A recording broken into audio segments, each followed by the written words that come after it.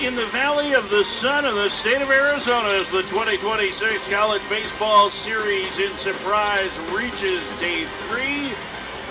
And we have 2 more games on tap for you with beautiful weather as well. The Oregon State fans have filled Surprise Stadium all weekend long. They're getting some early eats. And these 2 former conference rivals, Oregon State and Stanford, getting ready to meet again today.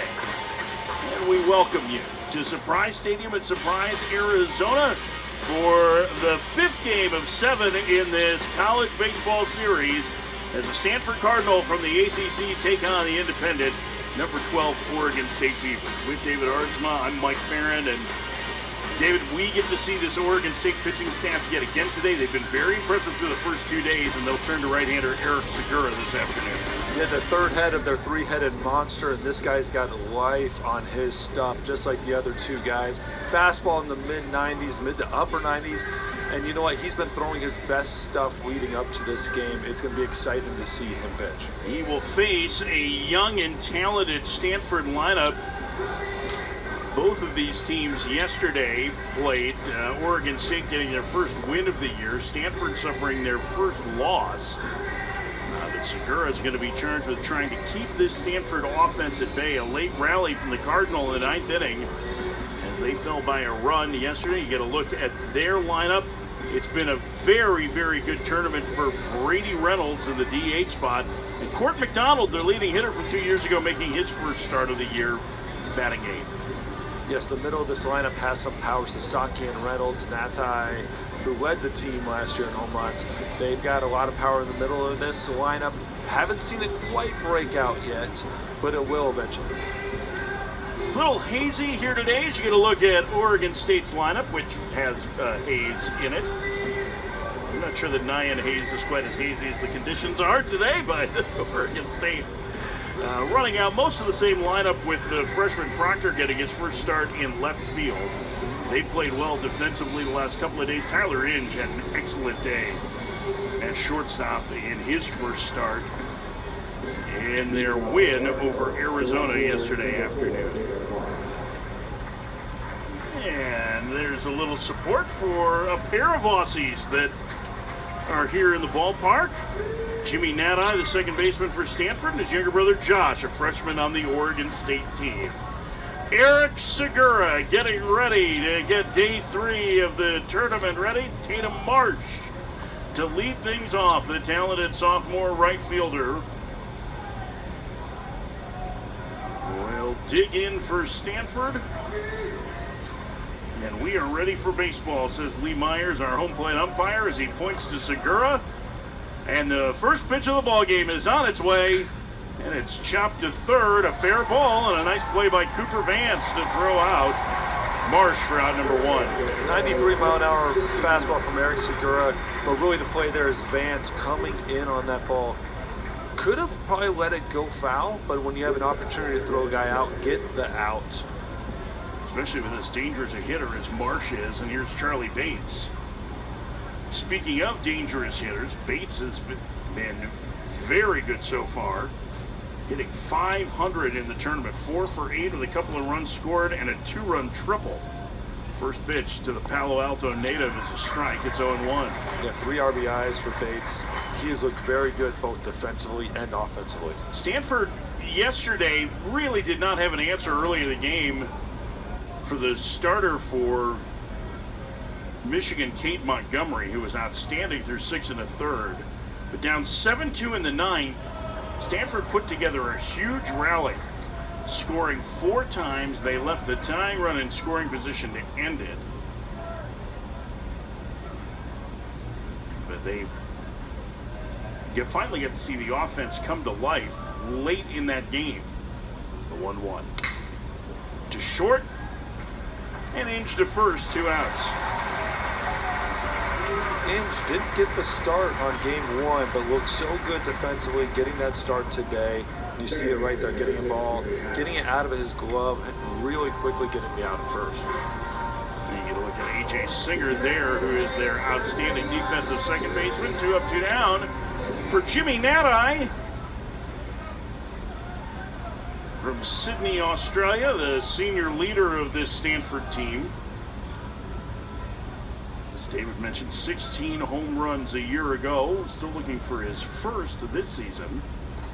Takes outside a ball, 1-0. He is just 1 for 8. Well, that one hit, a double.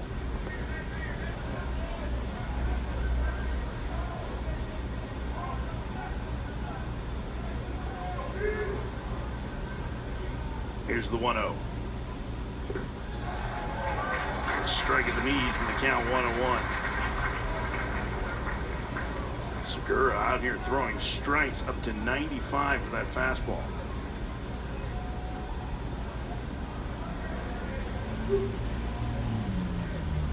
See Segura wipe to his chest. That means he got the sign that he wanted from Galloway, and the 1-1 just off the plate.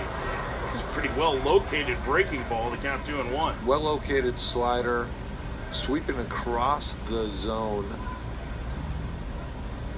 Good action on that pitch. It was pretty comfortable take from Nati. Makes you wonder if he saw that pitch well. 2-1. The delivery. That one to the screen. 3-1.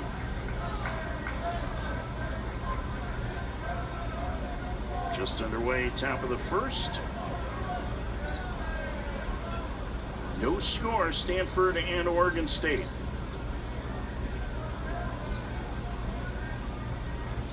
And here comes the 3-1 from Segura. Ball strike on the outside corner, and the count is full. Really trusting his slider. He threw it last year at a 20% clip. Again, a lot of movement on it, going from a right-handed batter's box towards a left-handed batter's box. I would trust it too if my ball moved like that. Here's a 3-2. Checks his swing, he held up, and Nati draws a 2-out walk. Segura for sure pitching around Nati, not wanting to be another victim, first home run of his season, so he was relying heavily on that slider. I'll bring up Brady Reynolds, who's been red hot. Just about everything off his bat has been hit hard. The first 2 days of this tournament, 4 for 9 as Nati gets the lead away from first.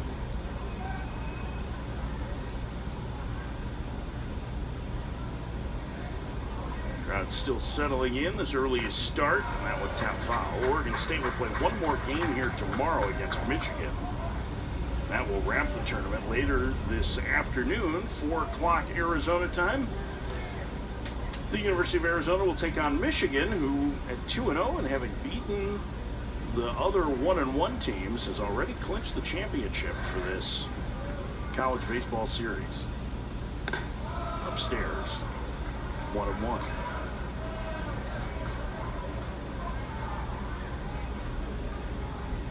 Reynolds, who missed time with the injury, was one of the top hitters for most of the season for Stanford a year ago.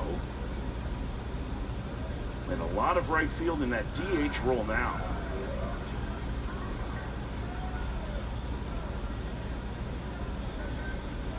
Native of Bakersfield.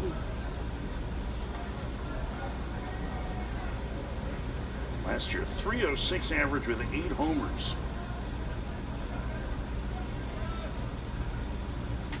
Another throw over to first, and Nati just back. Just back. Very close. You know, we noticed it yesterday too, and game 1. Oregon State very aware of the running game. All on it. Pitchers are picking off a lot of times. Not overly picking off, but you know what? They are making sure the runners are aware that they're paying attention. That you're not going to get an easy back. 2-1 the count.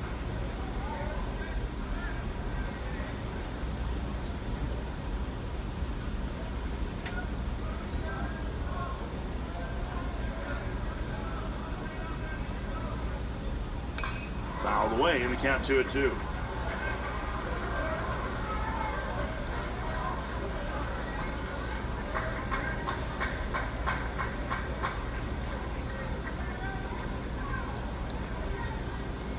Got to see what pitch Eric Segura uses right here. He might use that slider and let it barrel in on his hands, or try to blow him away with a fastball again, just like he did. That's foul.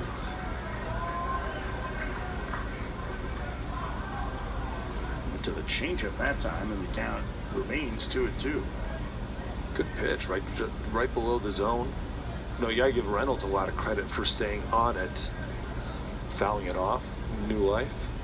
Tends to be mostly fastball changeup to lefties to Segura.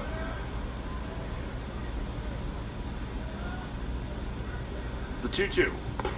And the count is full. And that means Nati will be running on the pitch. The first two easily. Segura having a little bit more trouble with the heart of this Stanford order. Some long at-bats that they're putting together against him. 3-2 the count.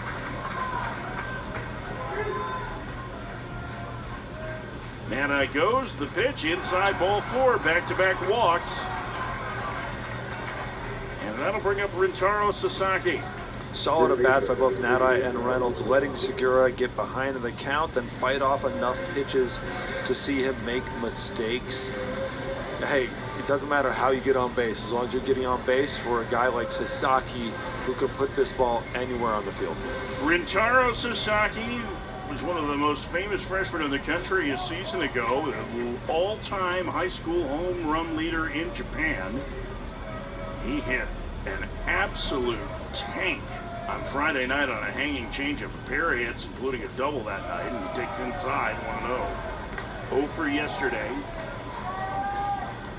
And Galloway, the catcher, is going to go out to visit with Segura here. Sasaki controls the strike zone pretty well. The question is, can he get to velocity? That was something I noticed yesterday was, yes, he had an 0 for day, but he did not get many pitches to hit. Their pitches were right on the corners, out of the zone, a little up and away. There wasn't many pitches down the middle for him to swing on. So he had some tough at-bats, but he battled through it. Sometimes you take those days.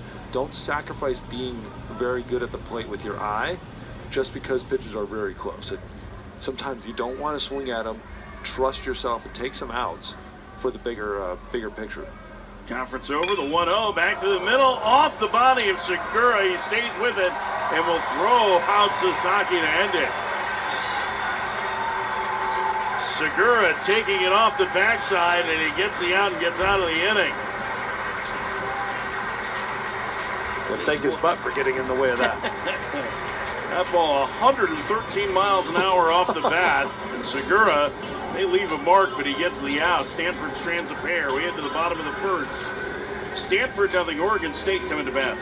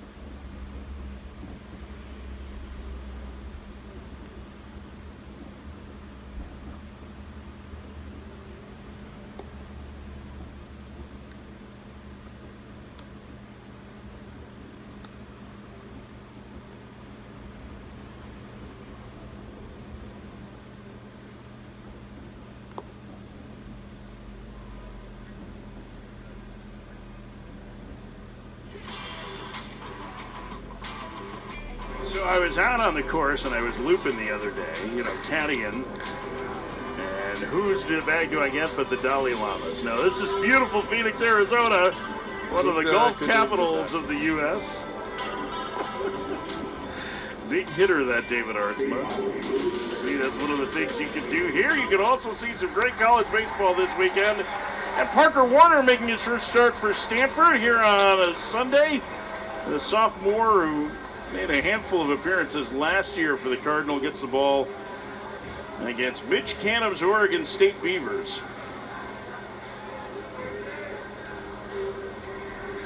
Get you their lineup in just a little bit. Warner last season, 9 games, 6 of them starts, just 12 2/3 innings. 5 walks and 9 strikeouts for the righty. First pitch runs in under the hands of Singer at 91. It's 1-0. Going to see a lot of fastball changeups out of Warner. Saw during warm-up too, curveball. So he'll mix a curveball slider in a little bit, but fastball changeups will be his solid pitch mix. 1-0 to A.J. Singer, the leadoff hitter for Oregon State, hitting .250 on the young season. 2 for 8, a couple of runs scored. Excellent defender, transfer a year ago from Iowa Western Community College. Now into the leadoff spot in this Oregon State lineup. The 2-0. Strike, it's 2-1. We've talked about it all weekend. This is a new look offense for Oregon State. A lot of players from last year's squad either moved on to professional baseball or left via the transfer portal. So they are trying to figure out what exactly they are offensively. 2-2, the count to Singer. And Singer was a high on base guy last year, so he gets a first crack at the leadoff spot. And he and Easton Talt are the 2 key returning offensive pieces in this lineup. They hit 1 and 2.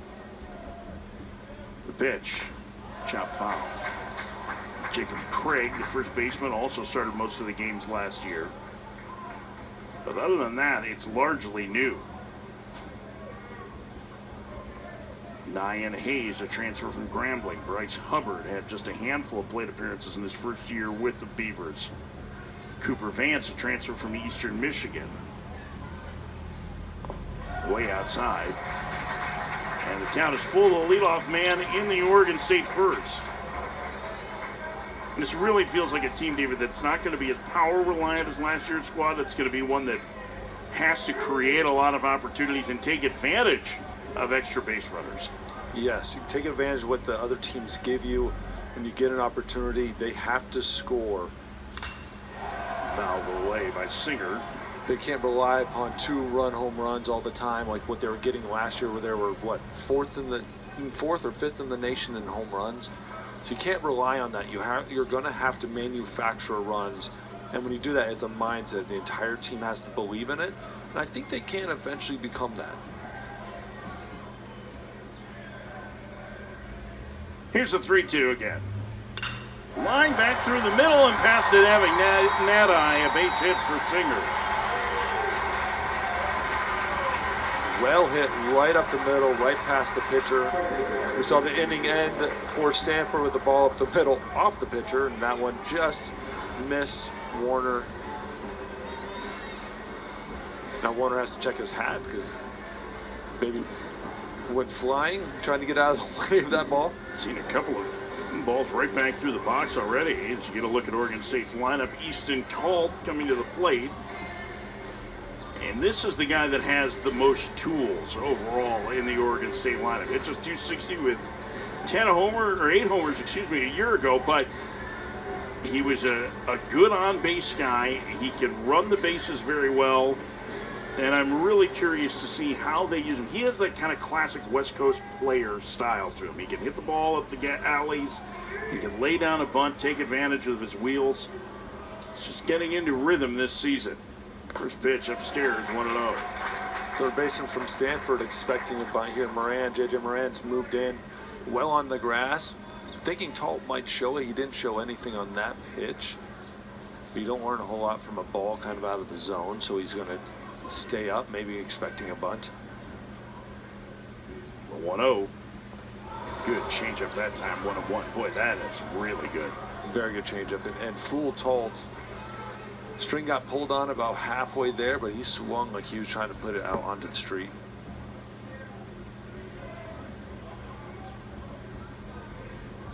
Singer away from first. Not running, and the pitch outside. 2-1. Warner so far been missing with his off-speed pitches. Yes, threw a great changeup there. The second pitch to Talt went right back to it, threw it in the batter's box. One of the pitches to Singer was in the other batter's box on a slider. So just has to get that off-speed around the zone a little bit more. Fastball has been good, but needs to get that off-speed in the plate. Well, now he's behind 3-1.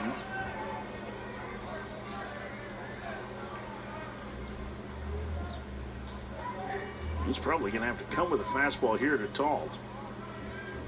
No score last of the first. Singer at first with nobody out. Pitch. Upstairs, ball 4, and the first two have reached for Oregon State in the first.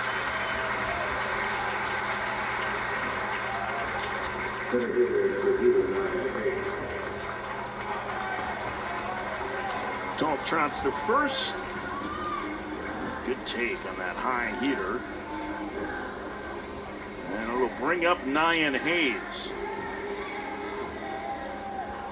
Hayes, the transfer from Grambling, has had very good at-bats the first 2 games of the season. They started him down at the bottom of the lineup on Friday. He moved into the 3-hole yesterday. 2 for 7 on the year. Very fast. He's already shown good defense in center field. And he squares to bunt and bunts it foul up along third. Oh. I've never seen that. Have you ever seen that? No, I have not. J.J. Moran tried to field it and kind of hit off the heel and bounced off the railing of the dugout. Everybody laughing down on the third base dugout. Moran having a giggle about it, too. I have pitching coach on that. Gotta come out, gotta catch that ball. No, but this is the type of offense Oregon State needs. They will need all year long. Work the counts, work the pitcher. Don't sit back, try to hit that home run. Make the pitcher getting in the trouble, and then when they do, take advantage of it. He's not bunting this time as he takes it inside. It's 1-1. It looked to me like Hayes was almost trying to bunt for a hit the first time. He showed very late. Maybe even fooled the runners a little bit, but you saw Adam Warner throwing his changeup to a righty. You don't see a whole lot of right-handed pitchers trusted to right-handed hitters. Chopper to third, Miranda second for 1, on to first. Not a time, it gets away from Sasaki. Singer racing home, he'll score. The throw to second, not in time. It's 1-0 Oregon State. That was a tough play for Nadi at second after the high chopper here to Moran, and that may mess the timing up a little bit. Interesting choice by J.J. Moran, deciding to go right to second base. He had the runner dead to rights right in front of him. Sometimes you want to take that lead runner, especially when you know you have a very fast guy at the plate in Hayes. Take that lead out. Obviously, he threw it to second base. Now I tried to turn it, tried to make basically a blind throw to first base. Left it a little low. Sasaki couldn't pull it out of the ground. The run scores on the throw. Fielder's choice and an error, no RBI. Oregon State with a 1-0 lead, and a speedy Hayes at second for Bryce Hubbard. Jackson takes a strike. It's 0-1. Hubbard 3 for 7 so far, all 3 hits singles. Transferred into Oregon State a year ago from Mississippi State.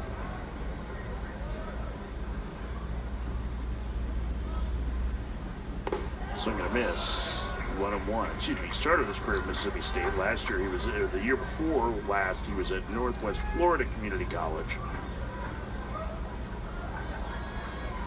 Now in the heart of the lineup is their DH. Pickoff play to second, and Hayes is back.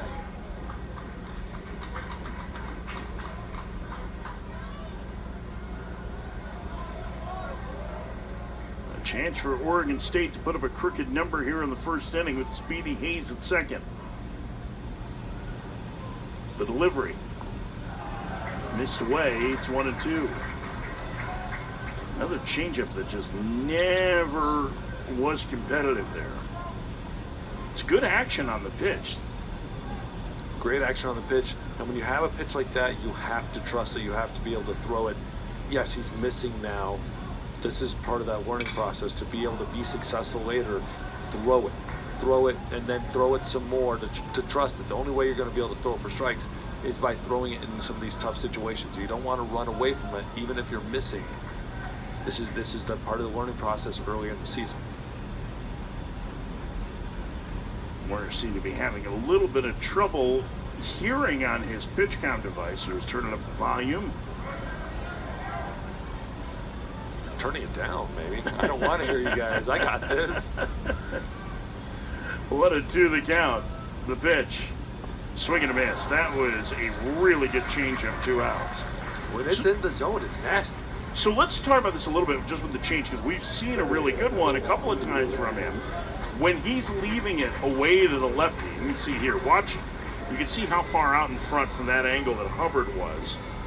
But when is it just conviction? Is it he's worried about trying to locate it too much to the arm side? What causes it to move like that as you see Stanford's defense? A lot of times it does start with being concerned about locating it. You have, when you're a right-handed pitcher with a left-handed batter, you have that whole side of the plate open to you, right? So a lot of times what happens is you just don't quite finish it, trying to just let it be on the outside corner. When you have a righty like this, you have to finish it or you're going to hit them. So you tend to stay through the ball a little bit more. When you have that lefty, it's so easy to just let that ball sail arm side. But then you saw two of the pitches, he threw it over the plate, let his arm finish the ball over the plate. We had a swing and miss, and then he had the miss in the one batter's box, came right back to it. And so it's about staying close and then finishing it over the plate. Another pickoff play to second, and Hayes is back. 1-0 Oregon State, bottom of the first. So I guess with pitchers, right, you have to tell yourself, make this seem like a fastball, right? Yes. You want to instruct your own mind.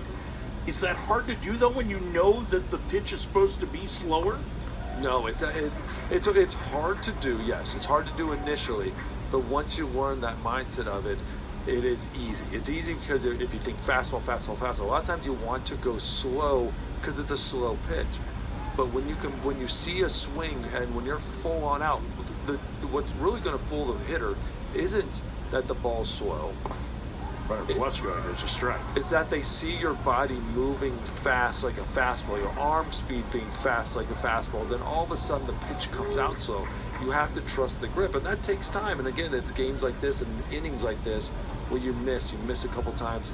Things are different. It's the first time being back out here, first time facing hitters that are not wearing Cardinal jerseys, right? So you have to then just go out and trust it again. But that's the first thing you tell a young pitcher with a changeup is think fastball, let the grip do the work, and the grip should slow it down enough for you. And if it doesn't, then we got to change the grip. 1 and 2. Well, the action on the changeup certainly is good enough. It's just a matter of whether or not he can command it. And a fake throw to first, and that's the second, and that's your first disengagement there. We got one. The whole dugout, everybody's got to let you know that's one. You don't want any miscommunication here. You're allowed 2 disengagements, but as many throws to a base as you want as a pitcher. Runner goes, swing and a miss.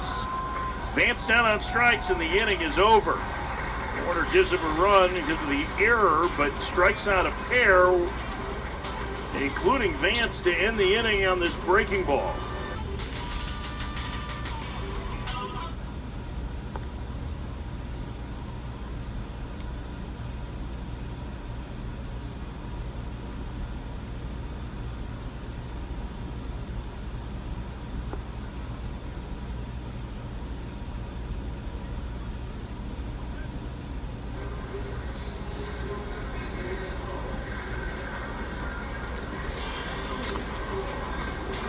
Arizona, the home for opening weekend for college baseball. A ton of it across the Valley of the Sun in the Phoenix area, including this game this afternoon on this 70-degree day. Just a light breeze, 8 miles an hour, partly sunny, a little hazy.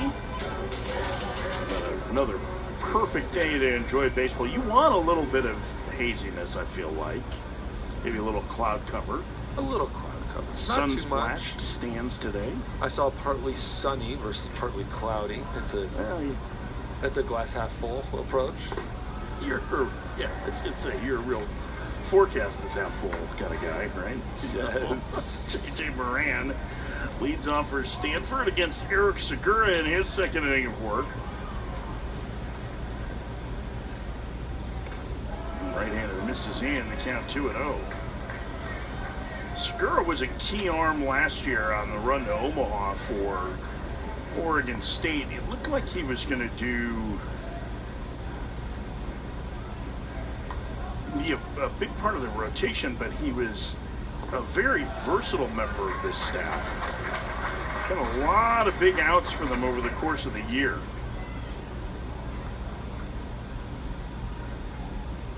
Last season, Segura, 4.63 ERA, made 5 starts and 19 appearances overall. 78 strikeouts and 58 in the 3rd inning. There's a strike, it's 2-2. The walk total was a little bit high, but he certainly has the stuff to be one of the better Sunday starters in the country.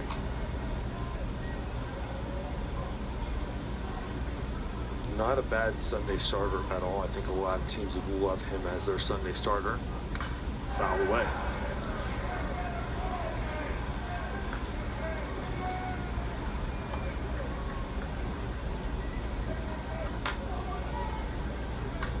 He's part of the reason why everybody is so high on Oregon State this year. I mean, we talked a little bit about the offense and the concerns of where the offensive production is going to come from. We know that they're going to be really good on the mound. And there's a good breaking ball for strike 3 to Moran. And the leadoff man gone in the Stanford second. The perfect timing for him to punch a ticket. See him freeze Moran. You see that little, should have swung. But it's a really good collection of arms. Velocity, movement, deception. They have a little bit of everything. Segura, to me, it's not overpowering velocity, David, but it is really good movement on everything. Very good movement on everything, and he can use his 3 pitches anytime. And that's what you're seeing. You're gonna see, that's what you want, especially out of Sunday starters. Guys that can fill the zone, guys that have decent stuff. I mean, you'll take anything with good stuff. But you want guys that can fill the zone and get you innings, because your Friday night guy is going to have the electric ace type of stuff. Saturday's going to give you that really good consistent pitching. So Sunday, the teams that can have a guy that throws strikes, get into deep games on Sundays, they are lifesavers. You remember, every game takes on a different kind of importance for Oregon State as an independent. They don't have a conference that they can lean on. They'll be back in the Pac-12 when it reforms next year, and should be a very good baseball conference. But from where they sit now, they have to win a lot of games to be able to get into the tournament. And fortunately for them, they play a challenging schedule, and this weekend is an important part of that. They'll also be part of the Amity Bank series coming up. And down on strikes is Lavin, back-to-back strikeouts for Segura to start the second. But if they're going to make a run back to Omaha this year, it's going to be on the strength of guys like Segura who can do that. Boy, really up above the letters there to get Lavin for out number 2. It's going to be on the starting pitching staff, and really particularly the bullpen. You know, this starting pitching staff is going to get you innings, going to get you in deep ball games. When they are leaving the baseball game, it will be at the very least a very close ball game. And that's the thing. You know, if you're Oregon, say, okay, my 3 starters are going to keep me in every single ball game that we start. Now I need a bullpen that can just stop and hold that lead. I can bend a little bit, I just can't break. And then from an offensive standpoint, I don't need to go out there and be world beaters. I just need to be better than the other team in the other dugout. You can win a lot of games with a great pitching staff and a decent offense. Don't try to be something you're not. Don't try to go out there and score 10 runs every single game like they kind of did last year. Pitch, play defense, score just enough runs. And a lot of very good teams, that's all they did. Court McDonald making his first appearance of the season. Takes a strike. The senior behind in the count 1-2. Getting the start in left field today. Brock Self sliding over to center. He was the leading hitter on Stanford's team 2 years ago. Now in more of a part-time role. Here's the 1-2. McDonald just did get a piece. As you're seeing Segura too, mixing in all of his pitches, showing all of his pitches this inning. Just throwing that changeup a couple of times today. It's been pretty good. It really, I think it almost acts like a splitter. I wonder if it is. Upstairs. 2-2. It's a good miss. It's a little high. Very high for a miss. But, again, when you're showing all of your pitches and the ability to throw them and be comfortable, you're allowed to miss on a pitch like that. You don't have to be perfect. 2-2. Lined up the alley in right center field, racing over tall times, he can't get it. McDonald to second, a 2-out double for the Stanford left fielder. Hayes with a cannon from center field going over to cover. Tall was a little short on that dive. I like the effort though, but you see this arm out of Hayes holding McDonald to second. He wouldn't have been going to third probably anyways, but that arm is something to watch. That might come into play later on in this game. Number 9 hitter Brock Selbats, the freshman who, well, he hasn't had a ton of results, just 1 for 8 so far. Has had very good at-bats overall. Getting the start in center field. He's played excellent defense in the outfield as well. Ethan Hott on the lineup today. That went upstairs, 1-0. And you can kind of understand with a sinker baller like Segura on the mound. Hott covers a lot of ground in center, but he's a right-handed hitter. You want those lefties against a guy that has a sinker. And adding McDonald to the lineup's already paid off. Now let's see if Stanford can cash him in. A strike on the corner and the count 1-1.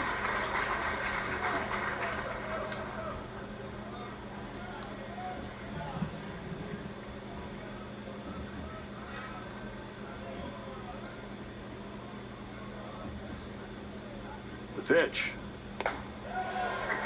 Called strike, and it's 1-2. Just a bit outside. Had the corner though. Umpire saw it. Pitcher strike zone so far today. I wouldn't be complaining. Take it. That went a little too far outside, and the count 2-2. Sell the number 9 hitter.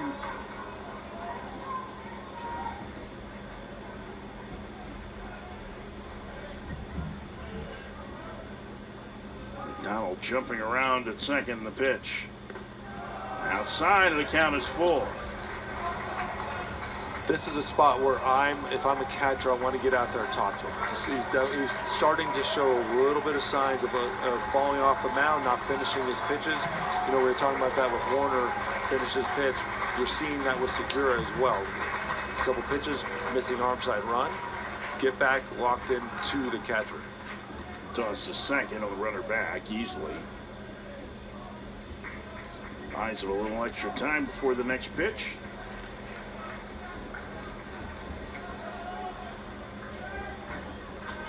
Segura set. Fouled away down the left field line. So not trying to do too much, just fighting it off.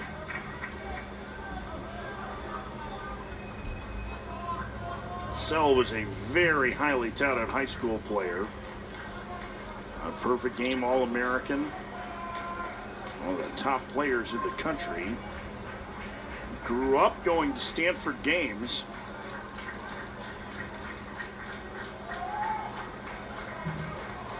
His dad, Chip, is actually in the Pacific University Hall of Fame for baseball. As he fouls that one back.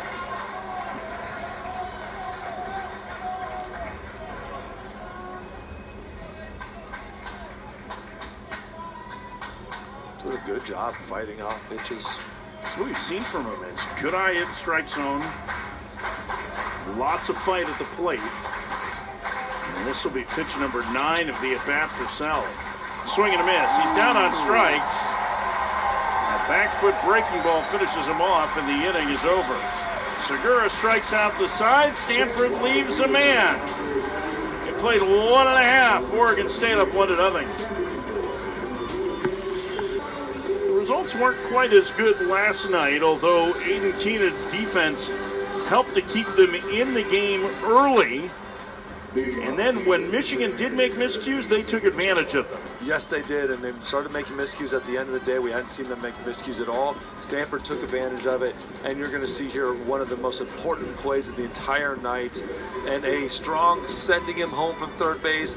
Miller with an incredible tag. They were that close to tying that ball game up. But just that little hesitation from Marsh having to let the ball get through into the outfield may have cost them as the throw was offline, and they put up 4 in the ninth and fell 7-6 to Michigan as they take on their former conference rival now in Oregon State. And the sophomore right-hander Warner fires a strike to Jacob Galloway, the catcher, transfer from Texas A&M. Scheduled hitters for Oregon State: Galloway, Jacob Craig, and Josh Proctor. 6, 7, and 8 in their lineup. Count 1-1. We mentioned Warner last year.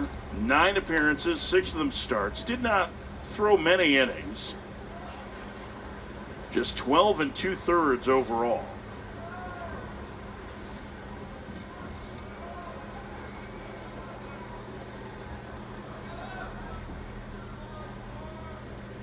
Righty hands in front of the face, and the 1-1. It's 2-1. He's a Bay Area native from Livermore, California. Went to Granada High School, where he was a 2-sport star. He played basketball there as well. He was the Bay Area News Group Player of the Year in 2024. That's the Mercury News. This is the San Jose Mercury News. Oohing to the... Yes, that's a lot of really good baseball. Yeah. A lot of good baseball.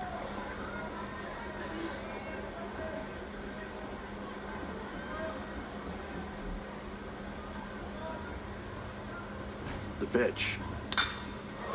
Hammered deep down the right field line, hooking in the corner, and it goes foul. Galloway narrowly missing extra bases. It did not have home run distance, despite the oohs and ahs of the fan. It was foul by just a few feet. For a catcher, he's got some wheels. Now, he would have been standing on third base, I think, if it gets it down in that corner. It is a deep corner. It's that careens off that wall. It'll be around there for a little bit. Just, what was it, about 2 yards, a yard? 2, 3, whatever it takes. Yeah, whatever. And if I'm Warner, I'm going to a changeup.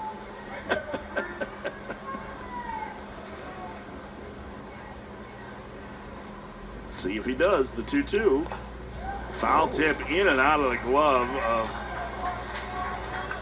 Lavin. And Galloway stays alive. He did not go to the changeup. Now he has to, right? I want to say yes, but I've been wrong almost every single time. I'm generally better than this. 2-2. Tap foul again. Oh, Peter. You know, I got to pitch with Greg Maddox in 2006, and he had told me, if you have a pitch that is working, keep throwing it. And who cares if the hitters know you're throwing it? Who cares if everybody in the stands knows what pitch you're going to throw? If they don't hit it, don't change. Cliff Lee actually said the same thing, basically. Stop trying to mix it up. Pop foul into third base ground. Moran makes a catch for out number 1. So what do I know? You got the out.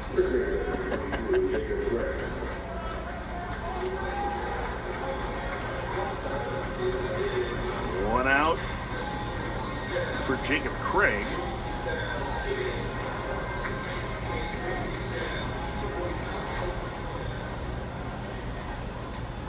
Craig, the slugging first baseman, 1 for 8 so far through 2 games. Down to the 7 hole in the lineup now. He takes a ball, 1-0.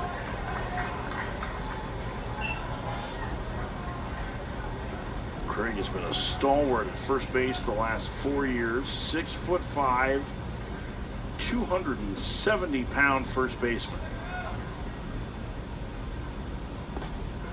Strike, and the count 1-1. He has long been the strongest guy in the weight room. We were talking to Mitch Canham yesterday. He said, this guy can push some weight around. He's waiting a little bit to get the season going. You know he has the ability to put this ball anywhere. Took a little bit last year too. Took till his 4th game. He had a couple hits his first 2 games. It was 2 for 9, 2 for 11. First 3 games of the season. Then he came up with a huge day against Xavier at this tournament. 7 RBIs, 3 hits, 2 home runs. He has the ability to do it. Just needs to find it. Takes in the dirt and can't do it too.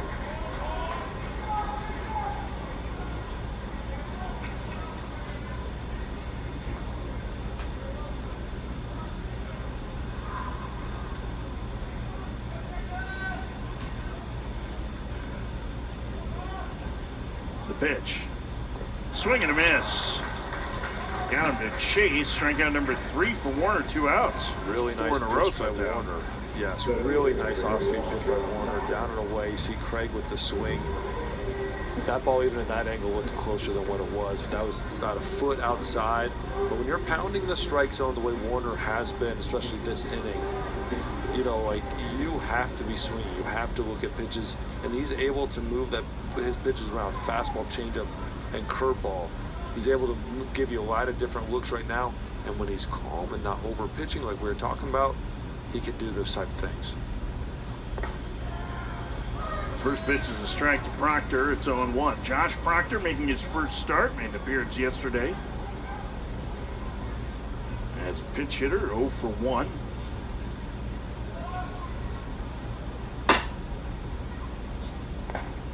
Takes outside and count 1-1. Proctor from Altadena, California. This is a player that they're excited about at Oregon State, and I think he might get a little bit more run as they look to find some power in the lineup. Takes low.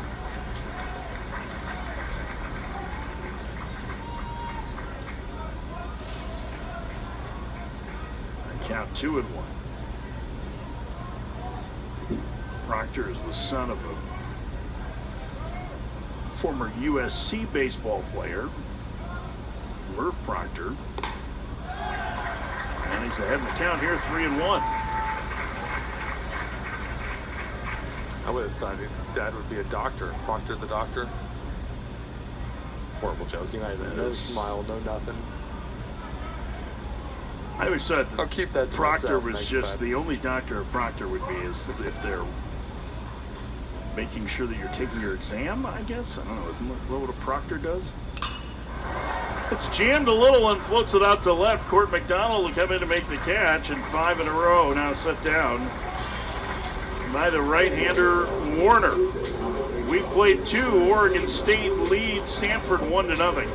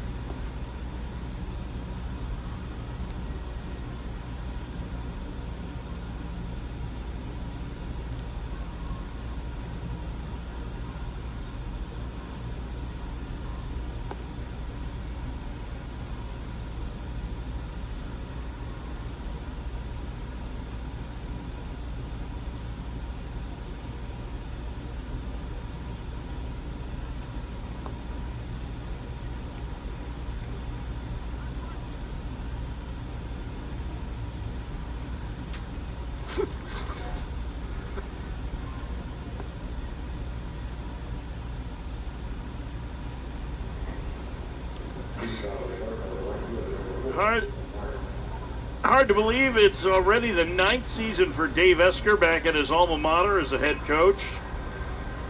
Took over when his mentor and former coach Mark Marquez retired. Just 2 weeks ago, we lost the man named Nine, who was one of the great figures in college baseball, built Stanford into what it is today as a college baseball power. led them to back-to-back national championships, 87 and 88. Esker was part of those teams. Tatum Marsh takes a ball inside, 1-0. It was great talking to Eske a little bit about his relationship with Mark Marquez. You know, last weekend they had a memorial service for him at Sunken Diamond, and we were talking a little bit about just what he meant to Dave Esker. And he said he was just so fortunate because he'd get to have these hour-long coffees and 3-hour dinners. And the last time, or one of the last times he had dinner with Mark Marquez, as Marsh rolls that one up along third, it's a rolled a fair ball, and he's out. Esker now going to come out and ask to get all the umpires together. Marsh thought he fouled it off his foot. This is a play that's not reviewable, but I think you can ask all the other umpires on this. Yeah, and I think he's definitely going to get the umpires to at least talk about it. They should. A good umpire crew should at least. Oh yeah, they hit him on the leg.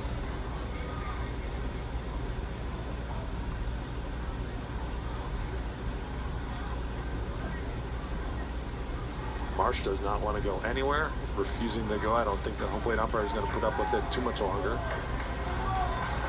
And he is out. Boy, that was pretty clear on the replay. Again, not a play that's reviewable, but Marsh fouled that ball off of his quad.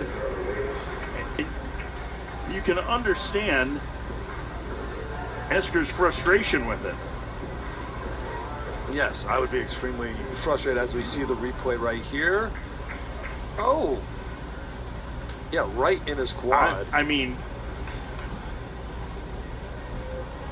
gotta give Segura credit though, getting on that ball, acting like everything was normal.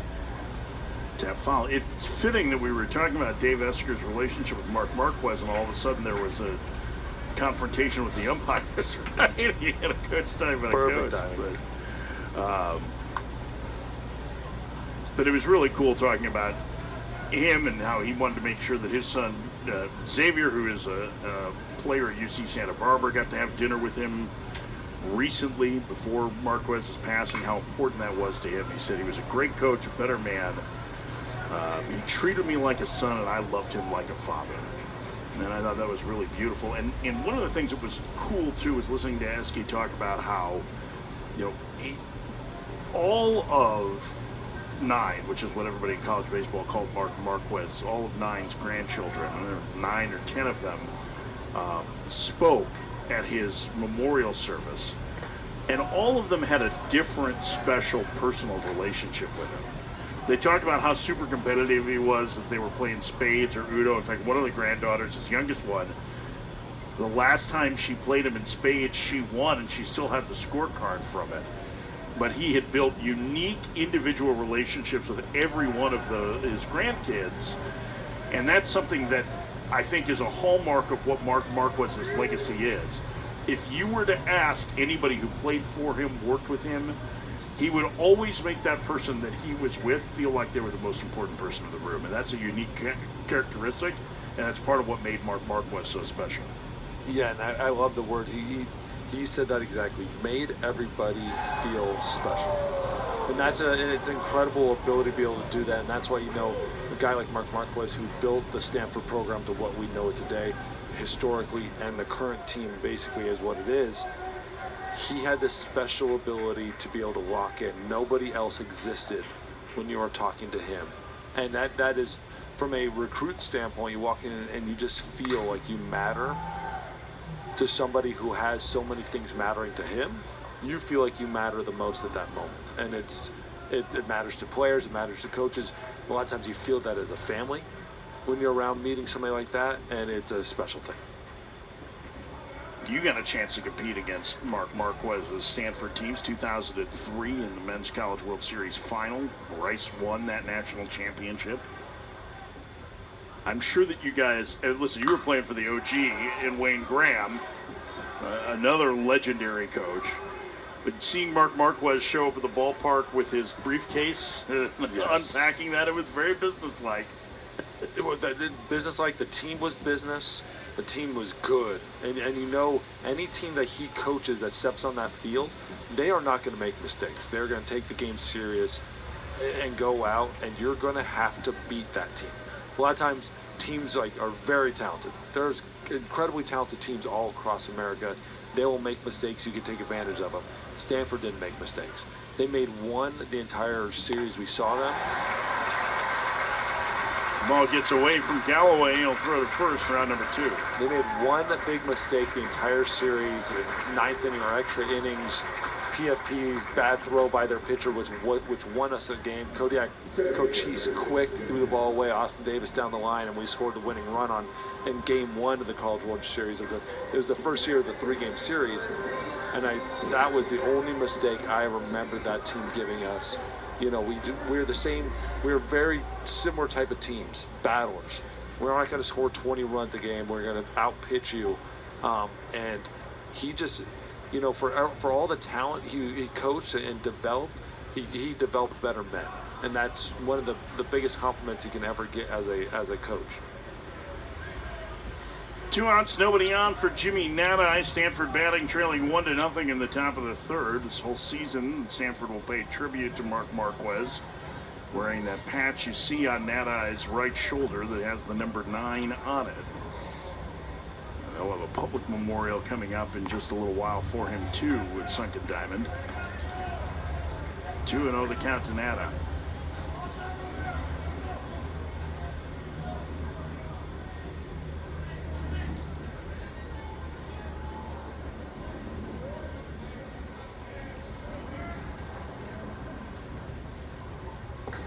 Two and one.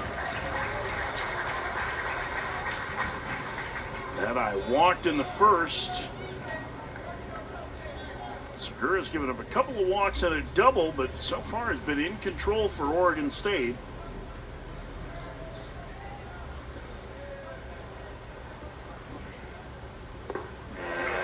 And he evens the count at 2-2. Still waiting for Nati to kind of break out. You know it's going to happen. You just don't want it to happen to you if you're Eric Segura. But he's going to come out. He's going to be the guy leading this offense right in the middle of it, the 3-hole hitter. Just a matter for him to get comfortable and break out. Out in front on that one, yeah. Nati turned down money in the draft. He could have been a late pick as an older junior last year, but turned down money to stay at Stanford. He had chances to sign, came back for his senior year, and they are really counting on his leadership, and they need his production too. There's a lot of power there. 2-2. Bounced foul. Like you said yesterday, he hit a ball last year in Clemson that might as well have ended up in a low Earth orbit. I mean, it was absolutely torched all the way out of Doug Kingsmore Stadium to left center field.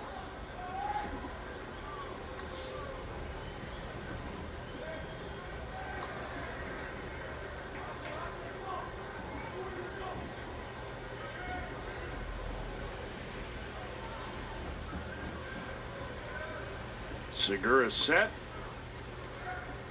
And the 2-2 on its way.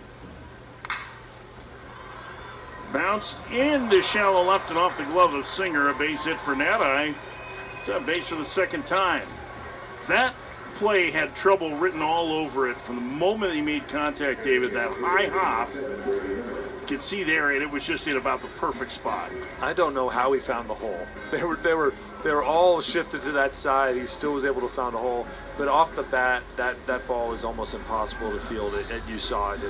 He was going to be safe. He was going to beat it out even if he fielded it cleanly. Perfect spot by Nati. Brady Reynolds is going to hit. But first, Jacob Galloway is going to go out to the mound to talk to Eric Segura. It does look like there is action in the Oregon State pen. Segura 61 pitches into the outing already, which is a lot in the 3rd inning. Hasn't felt like a ton, but yeah, he's been deep into every batter. This is what you have to do if you're Stanford. fight, make the pitcher throw a lot of pitches, get them in the 60s and 70s in the early innings, and then you're going to get really good pitchers out of ball games by just fighting. They've been striking out a little bit here and there, right? We already have 4 strikeouts here for Stanford, but they've been long at bats. They're not easy 1, 2, 3 strikeouts for Segura. He's having to work every single batter of this game. He's run 4 full counts of the 12 batters that he's faced so far. Brady Reynolds hits, and he swings and misses. It's 0-1. I mean, that was it. The first couple of hitters retired really easily, and then a long at bat with Nadi had a walk. Reynolds had a long at bat with a walk in the first inning. He ran a deep count to McDonald before McDonald doubled in the second. And Reynolds skies that one to deep left field. Proctor going back to the fence and fighting the sun makes the catch. Oh, that was almost a look what he found. Proctor with the wonderful play was fighting the sun. That sun is so hard for left fielders with that ball coming right back kind of to him. Incredible job. Stanford leads the man through 2.5. Oregon State up 1-0.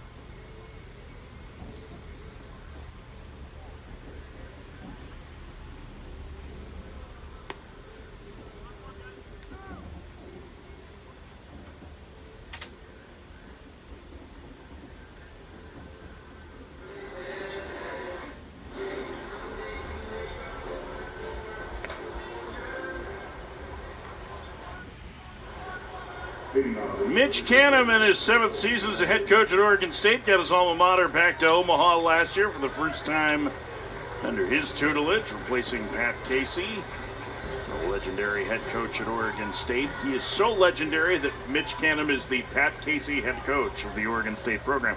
Now, how would you feel about having somebody else's name on your job? That screwed me up the first time I saw that. The first time I was doing the broadcast a couple of years ago, and I saw that, I was like, wait, no, but Casey's not the coach. It's Mitch Canham. That messed me up. But hey, that is the ultimate respect, where no matter who the next coach is, you're still the coach. Tyler Inge at the plate, the transfer from Michigan, the son of Brandon Inge, former big league infielder with the Tigers, takes upstairs, the count 1-1. And Mitch has done a fine job with the program. They had not been able to get over the hump, though, the trip to Omaha. Made it last year on the strength of that pitching staff. And as David mentioned, one of the top 5 teams in the country in home runs as well. They have developed this massive fan base. And that fan base has shown up here. They have set records the first 2 days of this tournament for the most ever for a college game in this stadium. It was 5,600 the first night, yesterday 62. Those are enormous college baseball crowds. And we got another great crowd here on Sunday. Usually Sunday falls off a little bit, but you have a wonderful crowd here today. It is such an important day that the president of the National Baseball Hall of Fame and Museum, Josh Rawitch, is actually here today. He'll be signing autographs on the concourse a little later on. Moran charges, and a throw into the runner, and a collision as it gets away, and Inge is going to end up at second. Sasaki's not a guy you want to be running into at all. And Inge will live to tell the tale But you can see here from the throw, it's going to get up the line a little too much. That is his line to be able to run through first base. Oh, right in. Lucky that didn't hit him in the back. And again, that safety base is there. The runner on that play has to touch the green base, which Inch did. But that throw was taking Sasaki into the runner, and he really didn't have much of a play on it. I'm not sure that you can fault Sasaki on that. That was kind of a confluence of everything getting there at the same time. No, can't fault him at all. The only thing you can probably do is try to get off that bag and catch it just so he's not on second base. That's really the only thing to do. You got to sacrifice the bag for the out. Second error of the game for Stanford. Oregon State leading 1-0. The insurance run in scoring position. And A.J. Singer bounces one through the left side, a base hit. Inge will stop at third as McDonald gets it in and airmails the cutoff man. Boy, he was very fortunate there that Singer didn't take second base behind the play. The runners at the corners now with nobody out for the Harley order for Oregon State. Might be the first time in this entire weekend we've seen somebody stop at third base. Been some very aggressive sends. Very aggressive sends, but that's a smart one. No outs. You got the Hardy order coming up with Talt stepping up the plate. No reason to send him. Now you also have a first and third. He caused a little havoc on the base path. You're expecting Singer to score regardless. So hold him up. Talt walked his first trip. Runners at the corners, nobody out. Oregon State looking to take control of this game, up 1-0 in the third. First pitch. Squares to bunt and pulls back, ball one. Lavin knocked it down. Now, you pointed out yesterday, Lavin has thrown the ball really well. Singer isn't maybe the fastest leadoff hitter, but he is a bit of a threat to run. I'm surprised there with showing the bunt. Singer on first base made a jump back to first. A lot of times on that bunt, you can take a couple extra jumps knowing you're safe. That ball down, you can take second base easy. Bluffs going, that one line caught by the shortstop. What a play by Charlie Bates for out number one. Charlie Bates diving full extension up to his right. Grabbing that. Wow, great job. Mashed off the bat too, line drive off the bat. Wonderful play by Bates. Here's Nyan Hayes. Charlie Bates has played very well at shortstop, and Hayes now the speedy center fielder coming in, and Thomas Eager, the pitching coach for Stanford, is going to pay a visit here. Probably a good time to talk to your pitcher after a couple hits and a line drive. Well, he got the out. Is this all a conversation with the pitcher? It certainly looks like it, but I also wonder if, he's starting to look around at everybody else. This could be a defensive set. Hayes runs really well. Remember, they scored their run, Oregon State did in the first, on a fielder's choice. Hayes hit a chopper to third, and the relay on a potential double play got away. But Hayes showed bunted foul that first time. He can really fly. I have to think that there's a little bit of, with as much as Oregon State has had to scratch and claw to score every run this weekend, there has to be a thought in Stanford's mind that they're going to try and play the inside game here, a little small ball. Without a doubt. If I'm them, I am taking this situation and playing it small ball. I want to see if my team can do that, right? We talked about what's your identity. Let's see if you can do that in these type of situations, especially knowing it's a game. Yes, you want to win, but you can take a chance and find out what Hayes can do. Hayes has had really good at-bats. He's driven a lot of balls to the outfield. In fact, he narrowly missed a home run to center field yesterday. Runners at the corners, one out. 1-0 Oregon State, bottom three. First pitch, Hayes squares to bunt and takes a breaking ball strike. It's 0-1. Really interesting move there by J.J. Moran at third base. Starting behind the third base runner, ran up and then kept running and getting into a bunt defense position. I hadn't seen that before. He's holding the runner at third almost. You can see Moran there. Moran, watch where he's positioning himself. He is positioning himself like he's guarding the line. It's a very unusual defensive setup. And then he'll sprint forward right as he comes to leg lift, get in bunt position. Swing and a miss. It gets away from Lavin, and going to second is Singer. And the way Lavin reacted, did he get hit with the backswing? Yeah. No, I think it got hit by the ball. Foul tipped. Might have got a little backswing on their action too. Yeah, they're sending the runner back, so Warner quickly ahead 0-2 to the 3-hole hitter Hayes. Again, right, this is a position you don't want a ground ball if you're a pitcher.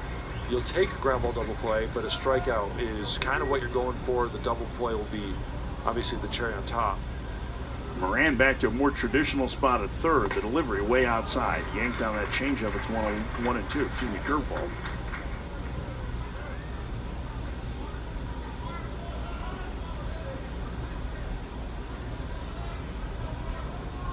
Singer did not move on that ball.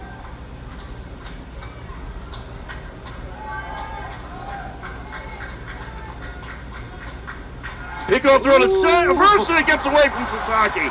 Oh, they had him picked off. A run's going to come home. Singer's going to end up all the way at third. And the third error of the game for Stanford has made it 2-0 Oregon State. He had him at first base, dead to rights too. He tried the vault lead, picked off exactly, timing it perfect. Threw the ball a little bit too far inside, and there was nothing Sasaki could do as the ball was coming in, runners coming in at the same time. You see the highlight here with the pick, perfectly timed. I think Sasaki just missed it. Yeah, you know he what? just flat missed the throw. That's a couple balls that he has missed.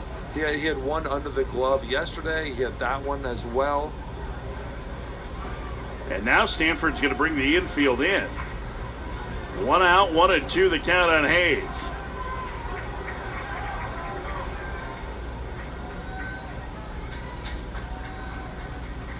The pitch. Popped up. Shallow right. Nadai going out, coming in and making the catch. And firing home is the right fielder Marsh for out number 2. Lavin tackling it at home plate. I think Marsh just wanted to show off his arm. He was right behind second base, fires into home. Great play there by Marsh coming in. That is a tough play. Nadai going back, fighting the sun, fighting the angles. You really saw he had no chance on that ball. And then Marsh coming in, taking it over. Great job by the right fielder, covering a lot of ground again to make play. 2 outs for Bryce Hubbard. 2-0 Oregon State, thanks to a couple of errors in the inning by Stanford. In fact, all 3 errors have helped lead to Oregon State's offense today. First pitch to Hubbard.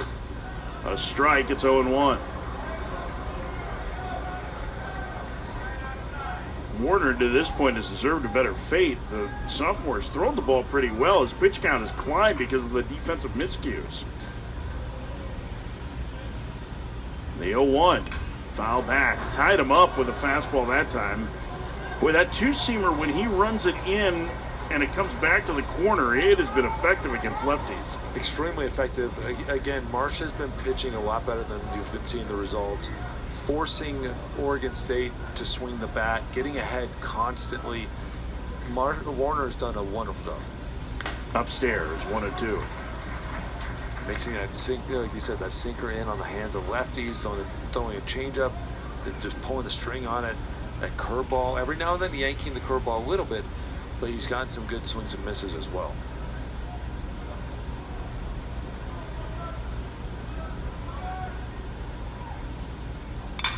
On the ground to second, should be routine for Nadai, whose throw is offline. Sasaki comes off the bag and makes the tag, and the inning is over. Sloppy defensive inning for Stanford. A pair of errors leads to a run. We've played 3. Oregon State leading Stanford 2-0.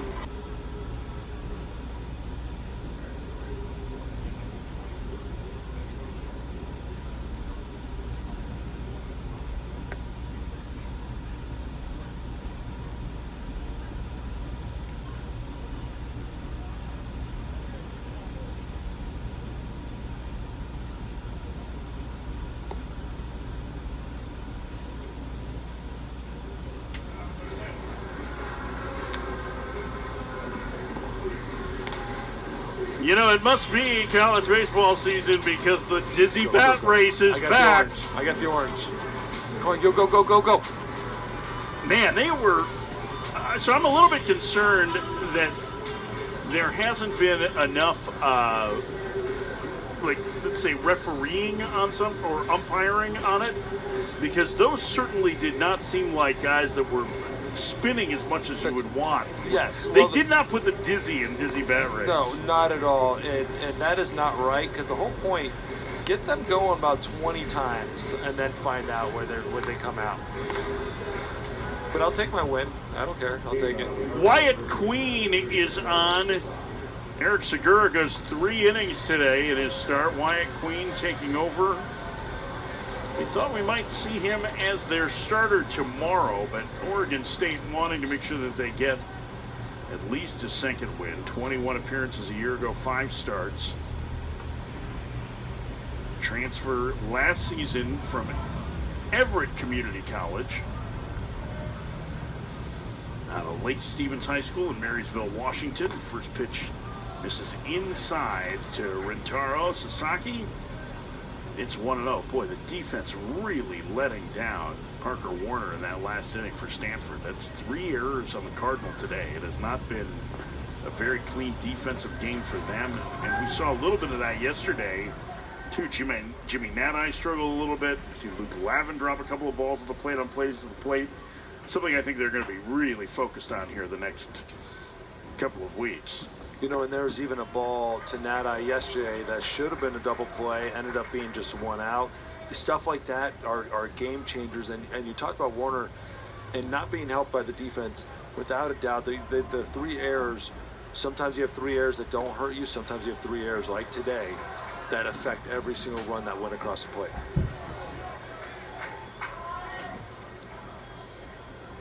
Mentioned Queen. 21 appearances, 5 starts last year. Mostly fastball slider for the right-hander. Fires a strike on 3-1, and the count is full to Rentaro. Good slider right there. 3-1 count, and you're throwing a slider. That's a lot of trust in your pitch. That was a good slider.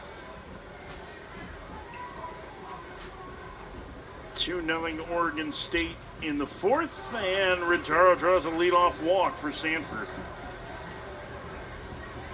Segura gave up just 2 hits, walked 2, but you mentioned early on the pitch count really climbed. There was a lot of deep counts for him. He showed good stuff, but didn't control counts enough, it seemed like, to be able to work deeper into this game. It is his first outing of the year. First outing of the year, and just because some other guys were a little bit more comfortable starting as the season goes, you'll see Segura definitely get more into it. 63 total pitches, 40 strikes. So you're still throwing strikes, but that Stanford team wasn't. I mean, they were fouling a lot of pitches off, working the count, getting to the 3 balls. But even though he's throwing strikes, they're definitely making him work. He still had 4 strikeouts in the 3 innings, 2 walks, 2 hits. So it's not like he had a bad outing, but he definitely didn't have a good enough outing for Oregon State to matter a whole lot into the game, right? He made it tough.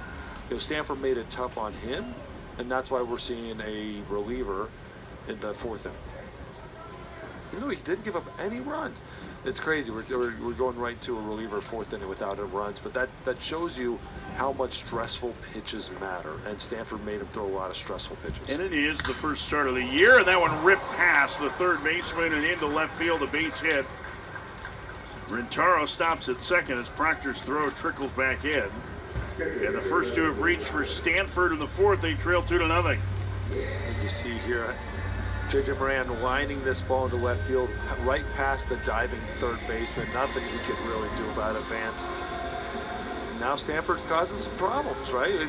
Again, the inning starts with a walk. So they're, Oregon State giving Stanford an opportunity here based on that walk, and then just a line drive base hit. Luke Lavin homered 2 nights ago. The left-handed hitting catcher 0 for 1 today.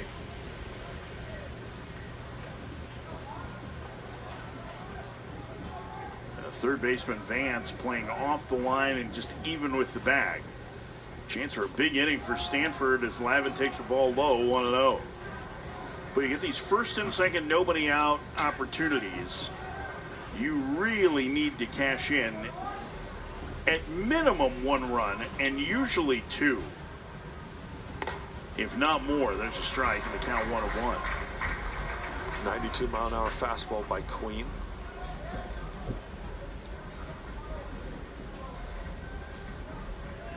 I don't have the run expectancy table in front of me, but I would expect that it's closer to 2 than 1 in these situations. So that's what you should be expecting. 1 and 2 to count to Lavin. Good stuff last year by Queen, like you said, 3.21 ERA, 3-1 record, 61 strikeouts and 47 pitches, so he has strikeout stuff. And when you do get in trouble like this, strikeout stuff helps. And he uses the slider ahead in the count a lot, and he goes back to it there to get Lavin on strikes for the first out of the inning. All 3 pitches away from Lavin. Good pitch right there by the slider. Kept it down away. Yeah, it might have backed up just a little bit, but the speed difference between the 92-mile-an-hour fastball and the 83-mile-an-hour slider was enough to get a swing, get a bad swing. 1 out, 2 on, 2-0 Oregon State, top of the 4th. First pitch. Court McDonald lofted into center field. Coming in is Hayes. Makes a catch for out number 2. After you walk the first batter in an inning, give up a line drive, nothing better than a strikeout in the first pitch out. Now all of a sudden you're in trouble. 4 or 5 pitches later, and you have 2 outs and no one's moved on the base path. It'll be up to Brock Sell. The freshman had a long at-bat, a 9-pitch at-bat back in the second and struck out. 2-0 Oregon State.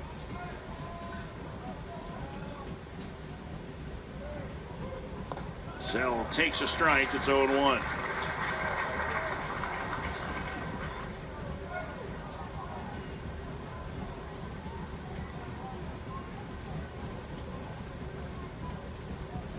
Taro does not have great speed at second. The pitch way high, 1-1.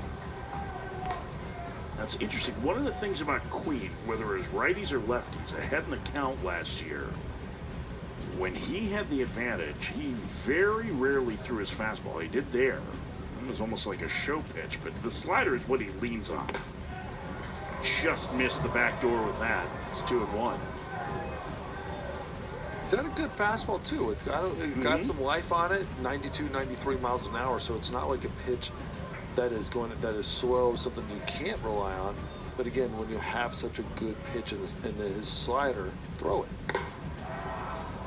Misses with the fastball there, and the count 3-1 to Sell.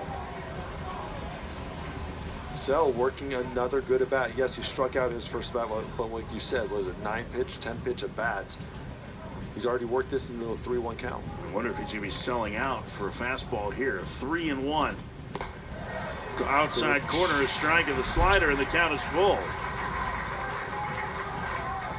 Stanford had the first 2 on with nobody out in this inning. They haven't moved. Sell trying to cash in on this opportunity for the Cardinal. Down 2-0 in the 4th. The pitch. Liner up the alley, right center field. That'll get down for a base hit. Sasaki scores. Right behind him is Moran. It's a game-tying 2-out, 2-run double for Brock Sell. He got every little bit of that pitch driving into that right center gap. Again, on the 15th pitch he's seen the day, 6th of that at bat, working at counts, working at bats. Wonderful job by Sell hitting. Got on top of that one and lined it up the alley. Second hit of the season for the freshman. I like him defensively. I like what he does at the plate. Yes, second hit with 9 at-bats, 8 at-bats. But, man, I like what he's done. He is not going to hit 9th for most of this season. I'm going to go on a limb with that one. First pitch to Marsh, bounce foul, third base side. Marsh was involved in a controversial play his last trip where it was pretty clear that he fouled the ball off his left quad. But the umpires, none of the umpires saw it. Cooper Vance, the third baseman, picked it up and threw him out while Marsh was standing in the box. Marsh did not move. Did not move, but Marsh to center field. Hayes going back. He's got room shy of the track to make the catch, and the inning is over. A huge 2-out hit for Brock Sell. He's money as he's tied the game at 2, and we head to the bottom of the 4th. Another perfect day in the Valley of the Sun. You see downtown Phoenix there. state capital and just about 35 miles northwest of downtown. We are in Surprise, Arizona for this, the third day of the college baseball series. This game, another one tonight, and one tomorrow afternoon to wrap things up later this evening. Arizona will look for its first win of the year against undefeated Michigan, and then tomorrow afternoon, Oregon State and Michigan meet for a second time. First pitch to Cooper Vance is a strike from Parker Warner. It's 0-1. 2-2 our score here. Stanford getting a 2-out double in the fourth from freshman Brock Sell to tie the game. Bounce foul, third base side. Parker Warner doing a very, very good job so far through these first 3 innings, keeping the Oregon State batters guessing off kilter a little bit. Defense hasn't been backing them up, and that's the story right now of the Stanford team, is that defense leading to both runs, unearned runs for Warner. We talked to Dave Esker a little bit before the game about yesterday, and he was a little bit unnerved by the amount of extra base runners that they gave to Michigan. Was he 5 walks? He had another run that scored because they had a routine double play ball that Jimmy Nadai couldn't handle, and so they only got the out at first. There was no error on that play, but it certainly was an impact. And then, Luke Lavin dropped the ball at the plate when he had a guy out at home.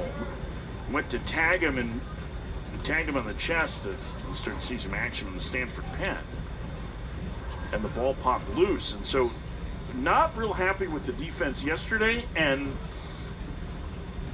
certainly can't be thrilled with the way they played defensively today. 3 errors. That one got a piece of Vance. He sold it a little better than Marsh did. Yes, he did. Earlier. Marsh didn't even point to his leg, didn't rub it, didn't try to fight, didn't say anything. The umpire just stood there. Yeah, he fought it a little bit better. Too honest, I guess. You can't play baseball like that. You can play an honest game. No, not when it hits you. When it hits you in the leg, you gotta sell it. I mean, I guess if you're selling it there, that is honest. If it didn't. But yeah, you're talking about the defense, and they just haven't been as solid as they need to be, right? You can't be giving up free runners, free bases, extra bases. They've had opportunities to make some big plays. They kind of just keep going the wrong way. The best defensive team in this tournament so far has been Michigan, who had a couple of errors yesterday, including a key one in the 9th inning, but they have played really, really well. And they probably had the most question as far as defense heading into the series. At least from their coaching staff, as they tried to figure out whether or not they were going to be able to catch the ball behind what they feel is a deep pitching staff. Swing, foul tip into the glove of Lavin. Vance down on strikes. And the leadoff man retired to the 4th. I think there's a big difference between catching a ground ball baseball and ground ball snowballs. But they're right, and Michigan's figuring out. Now, you grew up in Colorado, which at last check does have snow occasionally in the winter. And you started your collegiate career at Penn State. Did you ever have to take infield in a gymnasium? Yes, all the time. Penn State, the very first day that we were outside, first day we put on the cleats was at Wake Forest for our opening day start. Like, everybody was unboxing their cleats. Back to the mound. Warner will run most of the way to first and underhand for out number 2. It's the reality of being the northern schools. Like, it's not easy. We were inside for every single day, every practice. We never saw the field, and then you go down to North Carolina, or down to North Carolina. You're walking in Wake Forest, who at the time was a top 5 team in the country, and you're having to lace them up. It makes the games a lot tougher. Colorado was a little bit easier in high school. We had a little better weather than Central Pennsylvania, but it makes it tough. 2 outs for Jacob Craig, way outside, 1-0. Probably talk more about it tonight with Michigan, but there has been a renewed push. Eric Bakich at Clemson, who used to be the coach at Michigan, has been somebody who's tried to push for a later start date. Part of it because it Feels like it draw better crowds too, make more money for the sport. Foul the way, it's 1-1. It's important to be self-sufficient as revenue sharing has come in. And listen, like baseball is not the biggest revenue sport, so they're not going to get the biggest portion of the pie at really any school. Well, it'd be nice too to maybe separate yourselves a little bit from the middle of the basketball season, or towards the end of the basketball season. Baseball always suffers a little bit during March Madness when that's all the attention is there. But from a northern school standpoint, it's killer when you're out there and you have no crowds. You're not going to want to come out to the game when it's 30, 40 degrees, and that's a normal day. And one of the biggest conferences has not committed the resources you would think they would to baseball because the season starts in the middle of February. It doesn't make as much sense for the Big Ten to do that. Why would it, right? And so give these schools a chance. Great fouls back. You see what happens when schools are out here in better weather. You see what happens in, you were talking about the Tennessee games where they're setting records for crowds, setting records here as well. I'm sure plenty of other places getting great crowds. But you see what happens in the warmer weather, and you see what happens in the Big Ten or northern schools when it does warm up. Maybe you really consider giving those schools a better chance. Here's the 1-2 to Craig. Inside. Tried to front door a breaking ball and just missed. Warner wanted it. Warner wanted it that bad, and I understand why. That's a good pitch. Got that front door. Again, it's a great pitch. If he swings at it, he's probably hitting it off of his leg or right at the third baseman, which are playing heavy pull side. Good pitch, but just off the corner. Here's the 2-2. And the count is full to Craig. 2 outs, nobody on. Last of the fourth, Oregon State and Stanford tied at 2. Warner's not going to want to let Craig get away. Ahead of the count. Don't want to put him on base for free. Here comes the payoff. Swing and a miss. Strikeout number 5 on the afternoon for Warner, and he works a perfect fourth. We head to the 5th. Stanford and Oregon State tied at 2 in the 2026 College Baseball Series. Surprise. See the schedule of upcoming games here on Flow College, including going on right now in Arlington, Texas, the Shriners Children's College Showdown, and then the Amity Bank College Baseball Series next weekend and the weekend after. All 3 of those series with 6 teams and all regional hopefuls. That is always great competition. You want to keep it here on Flow Sports the next several weeks to get the best tournament action in college baseball. 2-2 the score. Charlie Bates leads off against Wyatt Queen for Stanford. And the first pitch is a ball, 1-0. It'll be the heart of the order for the Cardinal. Bates, Nadi, and Reynolds against the right-hander Queen. Queen out there for a second inning of work. Gave up a couple hits, a couple runs last inning. Count 1-1. Now to Bates.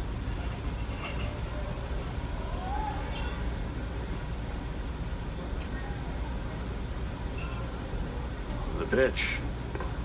1-2. They're looking for Queen to be a big part of this bullpen. Pitched very well last year, and they're going to need him coming in after the big starters. You need that bridge to the last guys of the game, and Queen is looking to be him. Well, Queen could end up being their Sunday starter, depending on how they go, too. There was a chance that he would have pitched tomorrow if they hadn't needed him today.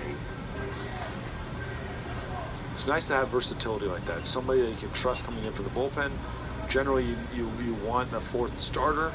That's kind of your priority there, is to have a 4th starter that you can believe in every day on big weekends or midweek games. Well, midweek's so important for them, too, as Bates down on strike for out number 1. And we talked about this before, without the benefit of having a conference. Those midweek games, if you're playing in the SEC or the ACC, are a lot of times against smaller conference competition. Everything Oregon State does has to be done at least to some degree with RPI in mind, yes, because the only thing that's available to them is an at-large bid to the tournament. Last year, no problem. They hosted a super regional. The path to Omaha went through Goss, in Corvallis, Gas Stadium. But they have to do that again this year. Yeah, you look at some of their midweek games, Oregon, Washington, USC. You know, that is not easy midweek games. And I remember being at Rice and bringing back there, we were a very small conference, right? We were the WAC. There really wasn't anybody in the WAC that was a big national presence. You know, Reno, you had Hawaii, Fresno, San Jose State. You had some decent teams, but nobody that's going to make waves nationally. So we made it based on our midweek games. That's where you got Texas, Houston, who was a top 10 team in the country, Baylor, Texas A&M. That's what set us on that national stage versus playing in a little bit lesser of a conference. 1 and 2, the count to Nata. I mean, here's some of what they have coming up. Next weekend, they'll have Southern Miss as one of their opponents. Southern Miss ranked 20th in the season to open the year. Alabama the next weekend, team just outside the top 25 in rankings. They host Xavier, who, you know, while Xavier doesn't necessarily sound like a baseball power, that 4-game series, they tend to have a very good RPI because Billy O'Connor, and I say this with all due respect, is a maniac in the way that he schedules. You mentioned that last year. It's almost like he wants to find out how difficult he can make the schedule for Xavier. No, he wants to be able to put them in at-large range because the Big East isn't that big a conference. Called strike 3 to Nata, 2 outs. Back-to-back strikeouts for Queen here to start the 5th. It's a delicate balance for these coaches in smaller conferences, or like Mitch Canham as an out-large non-conference team. You have to get those good teams. And yes, Xavier, we saw them here last year. Solid team, kind of solid all the way around. But if you're not scheduling those games, you basically have one choice and one choice only, and that's to win your conference. And that's a hard shot to take, no matter how good of a team you are. Right.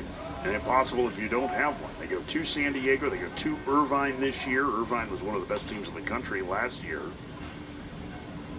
So it's a challenging schedule. They have Hawaii coming to town later in the year. It's a very good squad, the Rich Hill, a veteran squad, one of the favorites in the Big West. On the ground to first, and Craig stays with it. Queen works a 1-2-3 5th. Halfway through this one, Stanford and Oregon State are tied at 2. Colt Peterson is on out of the Stanford bullpen. Parker Warner did a very nice job in his 4 innings of work. And we have a couple of unearned runs. And now he'll turn things over to the freshman Peterson, who made his debut Friday night and was very impressive.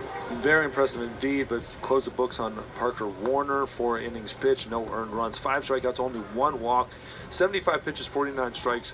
Just looked in command almost the whole time, and really the only mistakes were by his defense behind him, which added a lot of pitches to his outing. Wonderful job by Parker Warner. The 3 freshmen that Stanford has used out of the bullpen in the first 2 games have been pretty impressive. Peterson, one of them. Mike Erspammer, he and Peterson combined to throw 3 2/3 scoreless innings in Stanford's win on Friday night. And then yesterday, Andrew Shaw did a really nice job. They tried to stretch him to 1 more inning last night, and he got dinged up for a couple in the 9th. But overall, their 3 freshmen that they've thrown have been very good. You know, that's you know what Coach was talking about with his pitching staff, especially the relievers. He was looking for somebody to step up, people to. Hot shot! What a play by Bates to pick it and throw him out. Well, there's your Stanford Cardinal, who's had a great defensive series in Charlie Bates, and a terrific play and a very difficult play. Josh Proctor, after he got to first base, was looking over at Bates and like turning his head, trying to figure out how he made that play. See him there looking, man, wonderful play by Bates. But we're talking about the freshmen here and that pitching staff. They're looking for guys to step up. He wasn't sure exactly what he was going to get out of his freshmen. And man, they have been good. They've been cool, calm, and collected. And even just moments like that, you just see him just jump right back on the mound. You don't see any pressure. They have calm, cool mentalities, not letting the game speed up. Although Mike Erzbammer looked like he was having the best time in the world when he was pitching the other night. The lefty was just like smiling from the moment he took the field. Smiling as they were taking the ball away from him. He was enjoying it. Like, just happy to be on the field. Then that's what you want to see, especially out of freshmen. You want to see guys that are just looking like they're having a good time. And if they are, then they're going to be pitching well. Tyler Inge reached on an error and scored in the third. 3 Stanford errors have accounted for the 2 runs for Oregon State. Stanford got their pair in the fourth on a 2-out, 2-run double by freshman Brock Sell.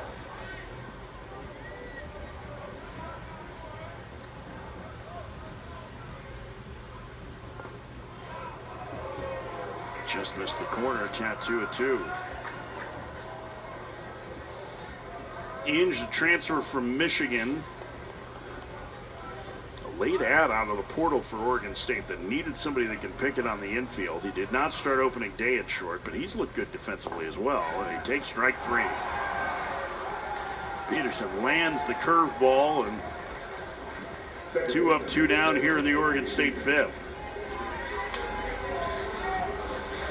Just carrying on from where he ended the other night. Just making outs, making pitches. He's 1 2/3 of an inning so far for him, 3 strikeouts. And it's not like he has overpowering stuff, but man, he is pounding the zone and using his pitches wisely. That curveball's pretty good though too. AJ Singer takes ball 1 outside. Singer a single. In each of his 2 trips, he has both hits for Oregon State in this one. 1-0. Line down the left field line, hooking and going foul. I think the whole crowd got up and was looking down the line on that one. Very heavy Oregon State crowd wanting that ball to be fair.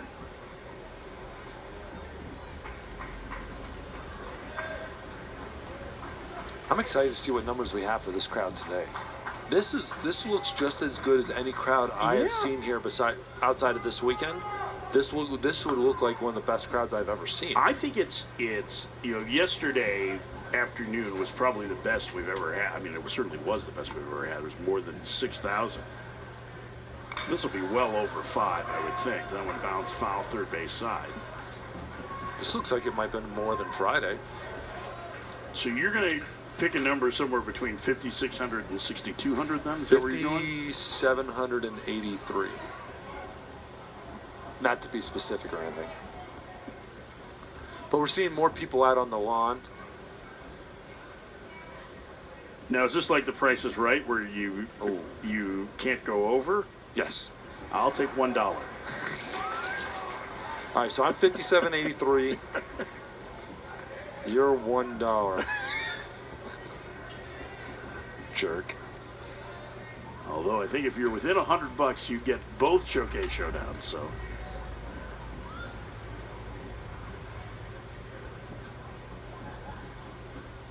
One and 2 the count. The pitch in the dirt. Now the count evens the Singer. 2-2 game, bottom 5. First of 2 today. Arizona and Michigan later this evening. Singer, big part of this offense. Couple base hits today, batting .400 on the season so far. Where he goes, it seems like Oregon State goes. Now the Oregon State fans trying to cheer on Singer's run the count full against the freshman Peterson.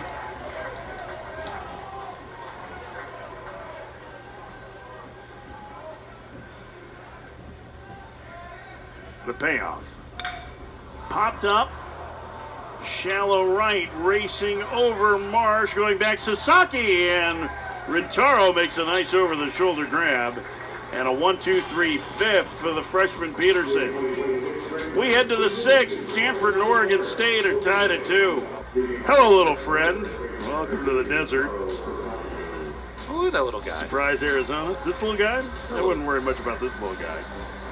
College baseball series continues from Surprise, Arizona as we start the top of the 6th. Nice running grab and foul ground by Rintaro Sasaki to end the 5th inning, and he will lead things off against Wyatt Queen in his second inning of work. Clearly, somebody in game operations at Surprise Stadium has a good sense of humor, because we have been treated to Queen's greatest hits since Wyatt Queen came into the game between innings. It's well played. Very well played. The 1-0. Three-quarter swing. Counts as a full strike. It's 1-1. Do you think we can make requests on which Queen songs? Get a little Radio Gaga going? Ooh. Where do we talk? Is that in booth next to us? I don't know. Bouncer foul, first base side. I think it's over the PA booth where the great Tony Rigsby is working, the PA voice for the Durham Bulls, who comes out as a voice of Surprise Stadium in spring training in the Arizona Fall League. One of the really great gentlemen involved in baseball at all levels. Tony has tremendous pipes. Upstairs, 2-2. Do we have to slip him a 5 too? With like put the little 5, stick it to the request. Like we're at a piano bar. Yeah, right. Play mine next. I'll give him a 10 just to make sure he doesn't play yours. That was full. The Rentaro. I like the idea of bribing stadium ops. You know who likes that more? Stadium ops people. Yes, sir. Got a little extra money this weekend. Taro bounces the foul.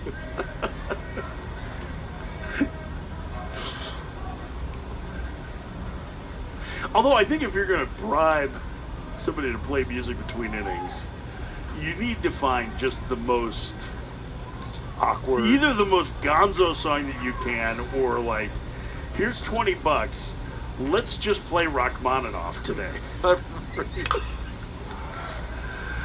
Nice play by Craig, 1 out. It's a love shack. Every inning, on the inning, do not disappoint us. I have a friend who used to do that every once in a while in bars, where he would play the same Velvet Underground tune 17 times in a row. He was barred from the dram shop in Chicago after that.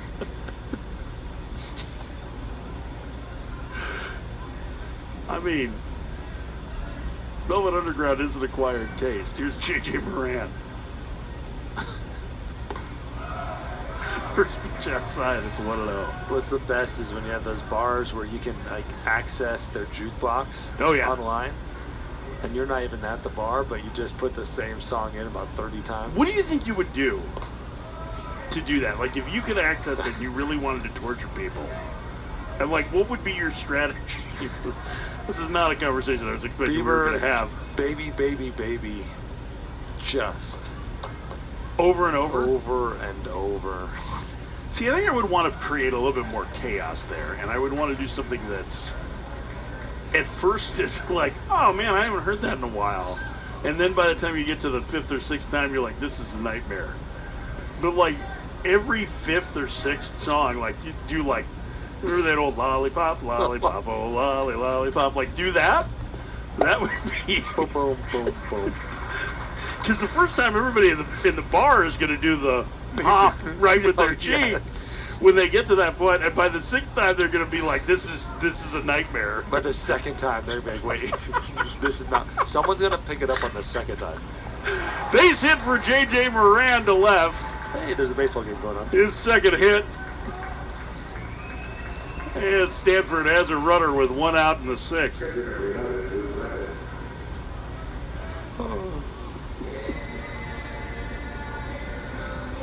That'll bring up Luke Lavin. He struck out his last trip.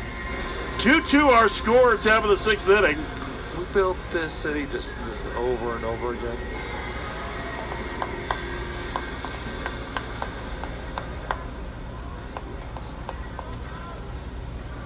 Don't you remember? We built this city on rock and roll.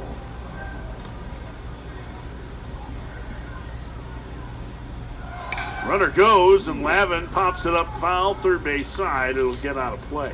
one of the few times that I haven't seen Oregon State pick off the very first pitch when somebody gets on base. Stanford tried to take advantage of it with a little hit and run.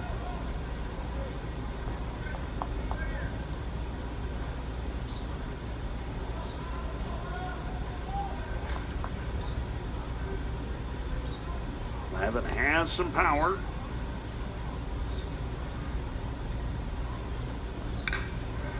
Doubled his first trip.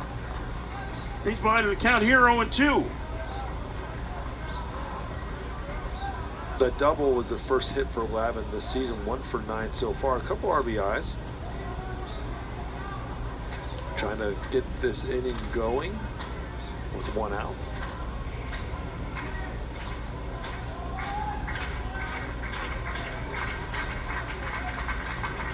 Runner bluffs going, and Lavin hits it high in the air, deep to right, but moving towards the line and making the catch is called. We're out number 2. Just out in front of that one a little bit. It was a big swing, but he did not get it on the barrel, and there's 2 outs. Yeah, just off the barrel a little bit. Kind of went down to try to go get it, and it just didn't have that back leg, sit on the ball type of swing. It could still cause trouble, though, but it held up in this surprise elevation. 2 outs for Court McDonald. I think I said Lavin had the double earlier. It was actually McDonald that did. He flanked to center his last trip. Oh, there's a strike. Fooled me too. I know. Lavin had the home run the other night. That was his hit. That's where I started getting confused. I am not going to trust you again. It's on this sheet. You can trust this. I don't trust you, though. I wouldn't either. Close play at first. Just back is Moran. See how easily manipulated I am? You just said he had a double. I disagreed. It's written right here. I didn't even look. I just apparently can't keep track of what's in front of me on a sheet of paper. Runner goes. Pitches a ball. The throw down to second is in time to get him. Galloway guns down Moran to end the inning. Wow. Galloway with an absolute cannon down to second base. Ball up and away, almost like a pitch out, but man, he put that throw on the money. Great throw, great catch, great tag. 2-2 through 5.5. Torrin O'Haron takes over in the 6th, the right-handed senior from Rockland, California, where he's a Rockland High School Hall of Famer. After a rough season a year ago, he is a really important arm for Stanford. We've seen the young guys pitch well so far, the freshmen out of the bullpen. It's the returnees that need some work for Stanford, and they need it out of O'Haron, who 2 years ago punched out 50 hitters in 39 and a third innings. Yes, and that 23 season got him on the stopper to watch list going into last year. 26 innings pitched in 24, 7.27 ERA. 23 strikeouts. So he has strikeout stuff, like we talked about a lot of these guys, which is going to be command. 18 walks in the 26 innings. You can watch his warm-ups. He has great stuff. Now, can you throw strikes and get ahead? Easton Talt will lead things off. He's going to face the heart of the Oregon State order, and Talt lines one to right, and right there is March for out number 1. Stop hitting it so hard. It's a problem. Get you out. It's the old Kai Kyler, just hit them where they ain't. Hit them where they ain't. Good job, O'Haron. Here's what you do. You know what? Who cares if they hit it hard, if they hit it right at your guys? You take your out, and you go get the next guy in Hayes. Talt, though, let's not forget, put a really good swing on that ball. Again, that's one of those swings you have to be happy with and say, hey, you keep biting. They're not all going to fall, but you keep swinging hard. Ryan Hayes squares the bunt and takes the ball 1-0. Hayes had one of the key at-bats in this game in the 3rd inning. After a couple of errors that allowed Oregon State to score a run, they had a man at 3rd with 1 out, and Hayes got jammed and hit a shallow fly ball to right that did not allow A.J. Singer to score. That was the last scoring opportunity for Oregon State. In fact, Stanford pitching has now set down 10 in a row. Squares takes high, 2-1.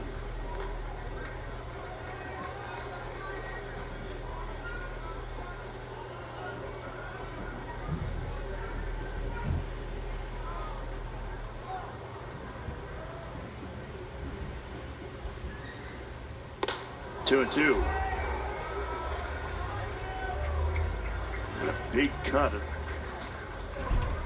slider on the inside part of the plate and just swung through it.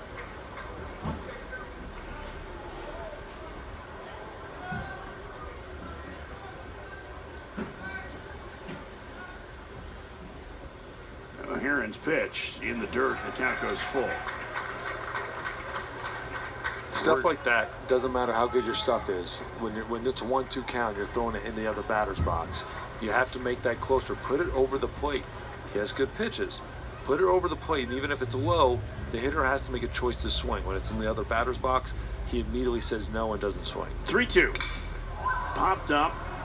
Right field. Marsh racing in, slowing. He's got it for out number 2.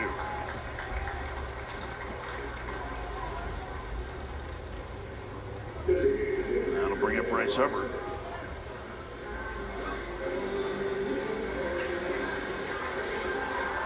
Hubbard is 0 for 2 today.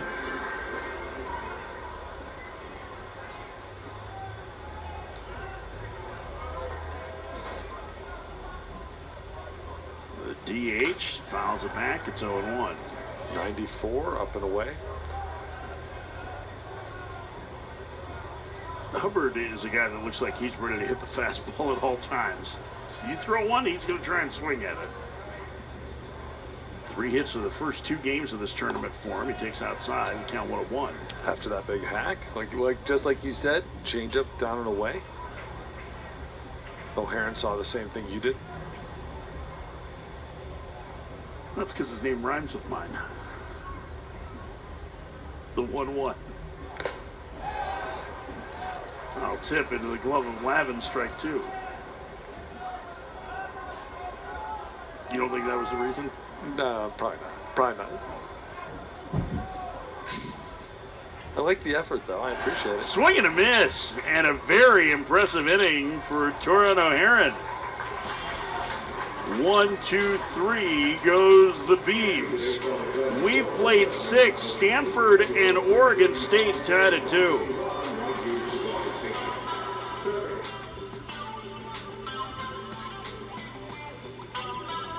You know, double to sell. After that, he has really settled down. That is 8 outs in a row. Good pitching. Brock Sell had the big hit for Stanford, a 2-out, 2-run double in the 4th. The freshman 1 for 2. First pitch from Queen. Takes a strike. It's 0-1. Started him off speed. I would too after that double. That was a well-hit ball in the gap, in the right center gap. Queen so far 50 total pitches, 32 strikes. Hasn't walked anybody. Excuse me, walked 1, walked the first hitter he faced, Rintaro Sasaki in the 4th, and since then, he's given up 3 hits, but that's about it. He's looked very sharp in his 3 1/3 innings. Been a low-scoring affair, 2-2. So we start the 7th.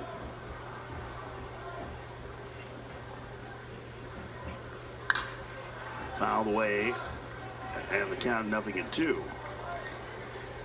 This is one of the toughest at-bats we have seen. Brock Sell, trying to get through him is a battle for everybody. He has not made it comfortable on any pitcher. Worked counts, it's 0-2. But again, he's not going down quietly. Foul ball right there. See what he does the rest of this at-bat. Tried to check his swing, he held up. Scott Latendre, or third base umpire, saying no swing, and the count 1-2.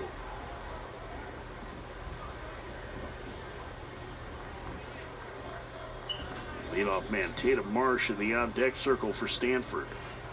The 1-2. Swing and a miss. Strikeout. Number 4 for Queen. 2 up, 2 down. Off-speed pitch left kind of middle of the zone, but I think that timing of it being slower, 83 miles an hour compared to his 92, 93 mile an hour fastball, really kind of threw Sell off a little bit. Marsh is over 3 today. He's grounded to third twice, once controversially. Ball that he fouled off his quad that didn't get called. He's also flied to center. Takes low, 1-0. Tatum Marsh was an on-base machine a season ago. A terrific defender. His younger brother is on this Stanford roster. His freshman Quentin. Those two are very, very close. That went inside out and foul, so 1-1. Quentin Marsh we have not seen yet, but he is a two-way player. And it sounds like they have a lot of confidence in his ability on both sides of the ball. Dave Esker telling us that even though he's a freshman, if they were at a spot where they needed a fly ball with one out in a situation late in the game, that he might be the guy he'd call on. And he's got a very good arm. I mean, he's one of the top prep players in California over the last couple of years. Dave Esker also saying great relationship with them too, but it's not a competitive one. It's a help. So you always see them together, helping each other, going out to the field together, prepping together, practicing together, which is a special relationship which allows them both to get better, especially with the younger Quentin and his brother, wanting to learn what it's like to be a college hitter. That's always helpful when you have an older brother that's willing to help you like that. I mean, Tatum Marsh is a really good player. If Quentin ends up being a better one, Stanford's got something really special on their hands, because this guy's a terrific ball player. He's run the count full with 2 outs and nobody out in the 7th in this 2-2 game.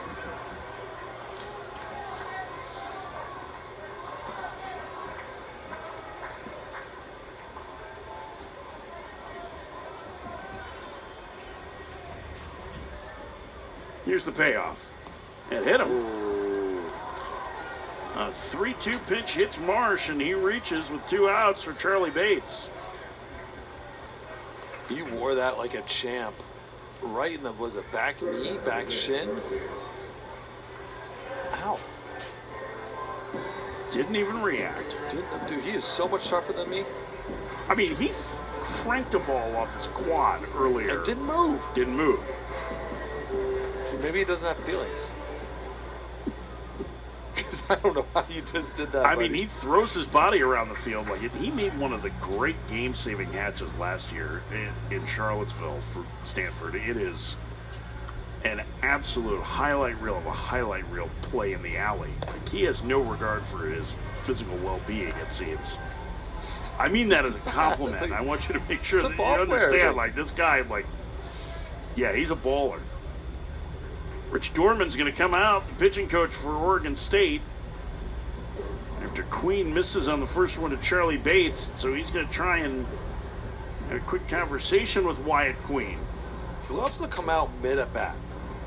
I've noticed that. The guy throws the ball, he comes out. It's trying to get him locked back in as he missed a couple on the arm side. There's action in the bullpen. Isaac Yeager, the Washington transfer, getting loose.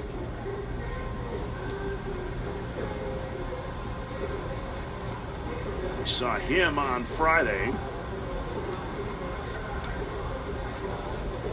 After Segura came out of this game early, throwing only 3 innings, Queen has been a little bit of a lifesaver for this Oregon State pitching staff. Very strong 3 2/3 so far.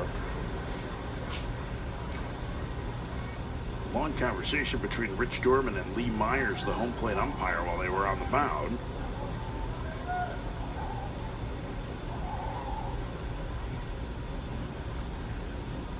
Throw over to first, and Marsh scrambles back. 2-2 the score, top of the 7th.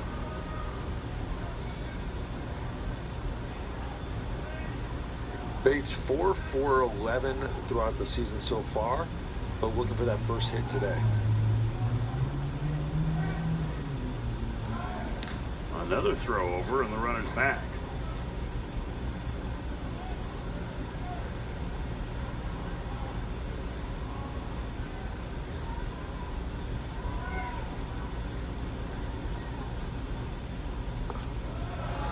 called strike. Good breaking ball on the back door. It's 1-1.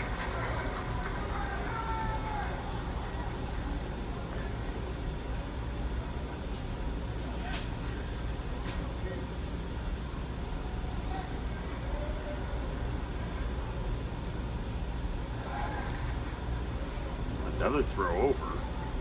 Third pick, and that was definitely the closest. You can see Marsh getting a little bit more of a lead, maybe a little bit later delay on that pickoff. Maybe thinking about causing some trouble.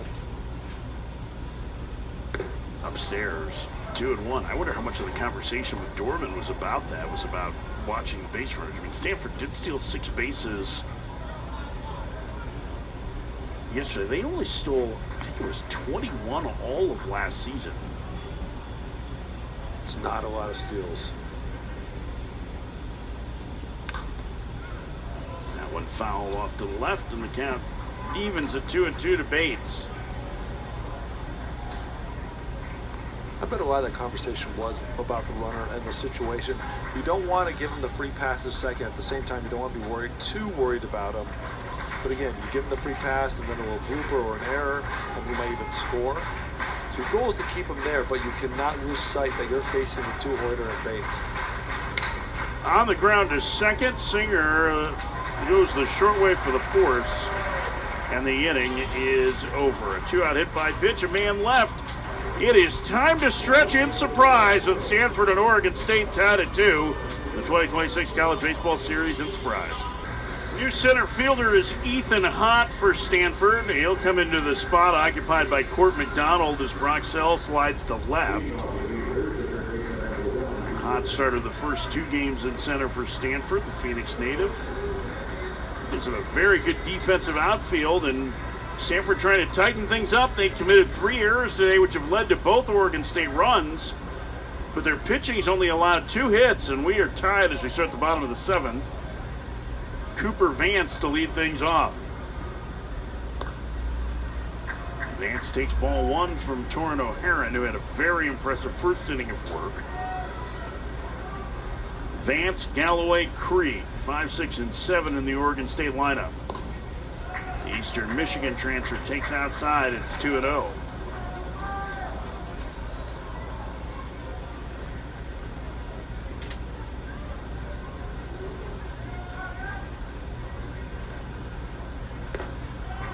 Three and 0.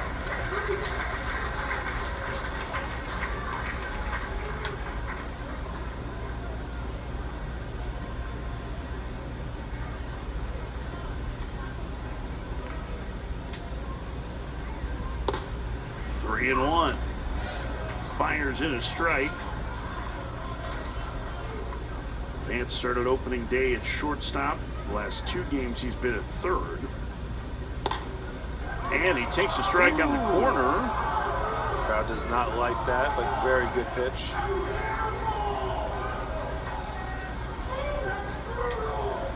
don't know if it's brutal. That guy certainly thought it was brutal.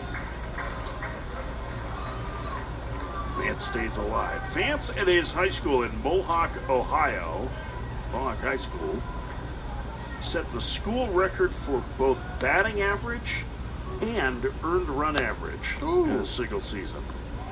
And he takes ball 4 here, the leadoff man aboard for Oregon State in the 7th. That is the first base runner they've had since A.J. Singer singled in the 3rd. Offense has been hard to come by for Oregon State. It really kind of popped through yesterday in the 7th inning, but they were battling before then. And even game 1, they were battling through a couple guys, only had a couple hits, 3 runs. So Oregon State is looking to get something going here. Obviously, bottom of the 7th, tied ball game 2-2. They're going to want to probably move them around a little bit, but Galloway has been swinging well as well. He squares the bunt and takes the ball outside. It's 1-0. Galloway so far 4 hits and 8 at-bats. Don't want to necessarily take the bat away from him, but man, you need that run more than he needs to hit. Moran playing way in at third. Galloway drags it to first, and Sasaki will take it himself. The sacrifice moves the go-ahead run into scoring position with 1 out. the sacrifice line drive to the first baseman on the bunt. Sasaki might have even had a chance with how hard that ball was hit to look at second base. You're going to have a lot of time to get to first base as Sasaki, so I'm surprised he didn't give a look or come up firing to second base and take a chance there. But you know what? Take the out, live to pitch another play. There's Jacob Craig, 0 for 2 with a couple of strikeouts today. He is 1 for 10 with 4 punch-outs to start the season. The power-hitting first baseman takes a ball. It's 1-0.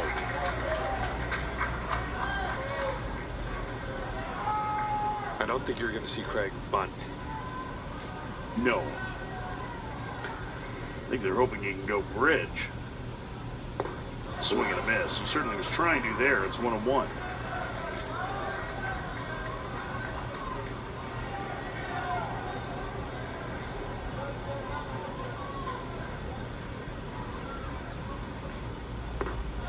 That off the plate. The slider that missed. 2-1. Mitch Callaway emphasized this a lot with Craig is don't try to overswing. Don't try to hit home runs. Just hit the ball. That's it. Don't overthink it. For him, so far, he has been swinging a lot of big swings. Trying to make contact here. He has enough power for the ball to go out anywhere. Called strike on the outside corner. It's 2-2. It looked like he brought that one back. And he's got him set up for another slider, doesn't he? Absolutely. Absolutely. Called strike 3. He went to the sinker at 95 and painted it. I mean, everybody, I think, thought the slider was coming, and Craig strikes out for the 3rd time today. Paints it right at the knees, 95 in his back pocket. We mentioned it. You mentioned it. He has great stuff. Incredible stuff. It's just a matter of throwing enough strikes, getting ahead of hitters. But, man, he has looked all the part right there, especially in that at-bat. Torin O'Haron is getting 2 outs now here in the 7th. He'll face the freshman Josh Proctor, who's 0 for 2. Then he bunts up along first. O'Haron has it. Fires to first in time to get him. And the inning is over. The freshman trying to bunt for a hit in that spot and is retired. And Oregon State wastes the leadoff walk. They're trying to take a look at this. They're trying to decide what they want to do. Nope, that is it. We go to the 8th. 2-2. Things soaring this weekend in Surprise. You can see all the action that's going on around college baseball and college sports the next 3 weeks. As Flow College, the place to be, including the Shriners College Children's Showdown, or Shriners Children College Showdown. That's going on right now in Arlington on the Amity Bank College Baseball Series the next 2 weekends, with a dozen more teams competing. And Isaac Yeager, the transfer from Washington, is on for Oregon State in a 2-2 game in the 8th. We had a really good pitcher's duel today. Neither starter went deep, but both were effective. Both bullpens have been good. And Jimmy Nadai takes a strike, the number 3 hitter in the Stanford lineup from Yeager. Transfer from Washington, 24 appearances a season ago, was a very valuable member of the Huskies bullpen. 0-1. Nadai gets jammed, floats it to left. Proctor racing in. Can he get there? He makes the diving catch.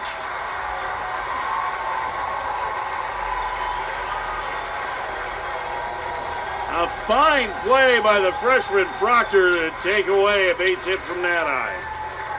Proctor is pumped up and excited about that catch, as he should be, laying full out. Well, I see the fist pump, the second excitement. There, great play by Proctor, especially after that last out, the bunt, trying to lay a bunt down and getting out the end of the inning. Great way to redeem himself. Kind of a strange decision by Proctor, and the coach was talking to him after the inning to bunt with 2 outs, but like you said, he redeemed himself. Swing and a miss by Brady Reynolds. It's 0-1. Yeager took the loss on game 1 against Michigan. One inning pitch, 1 hit, 1 run, 1 strikeout with a double.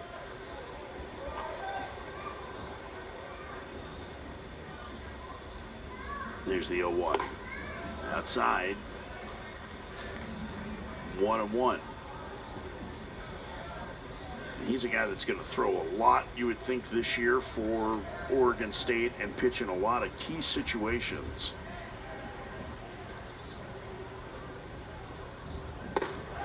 Tried to check his swing. He took a strike. And the count 1-2. He's also seen a big uptick in his stuff. He was 88-91 at Washington. We've seen him touch 95 today. And he strikes out Reynolds for out number 2. A good slider, too. I've seen him up to 95, 95, 93. And you're seeing the slider here. Watch the swing. Down and in under that bat. Good stuff by Yeager.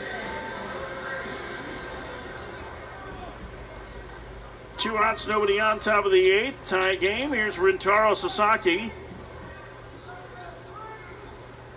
A sophomore slugger. It's a slow roller to first, and he is retired. And a quick inning for Isaac Yeager through 7.5. Oregon State and Stanford are tied at 2.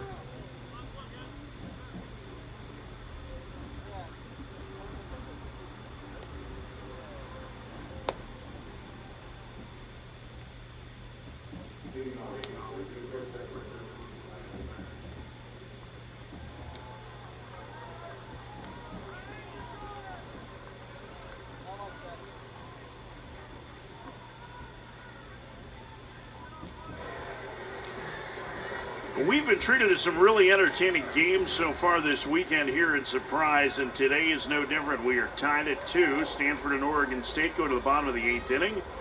Torrin O'Haron beginning his 3rd inning of work out of the Stanford pen. First pitch is a strike to the number 9 hitter for Oregon State, Tyler Inge. 9-1-2 due for Oregon State, who has just 2 hits, both of them by the man in the on-deck circle, A.J. Singer. Count 1-1 to Inge. O'Haron, great job so far. 2 innings pitched, 2 strikeouts, 1 walk, no hits, no runs.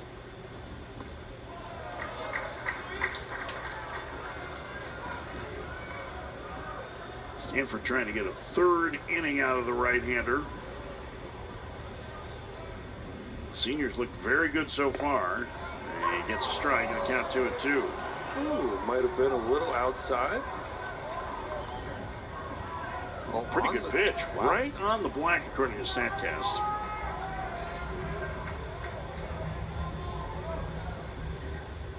Two. Foul back. Lavin's done a good job, though, on those pitches, especially when O'Haron's going to that sinker away from righties. If you watch closely, he is really good at bringing it back to the corner of the plate. He's presenting everything like it is a strike. That one just missed. But down just a little bit, just missed. Good pitch. Good call by Lee Myers, the home plate umpire. 3-2.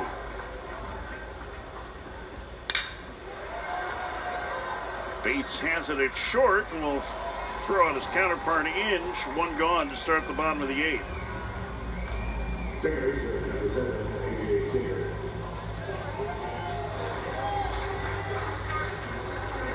Here's A.J. Singer.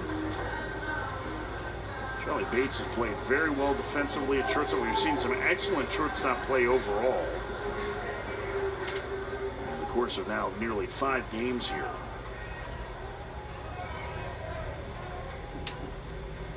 Singer 2 for 3. Strike. It's 0-1.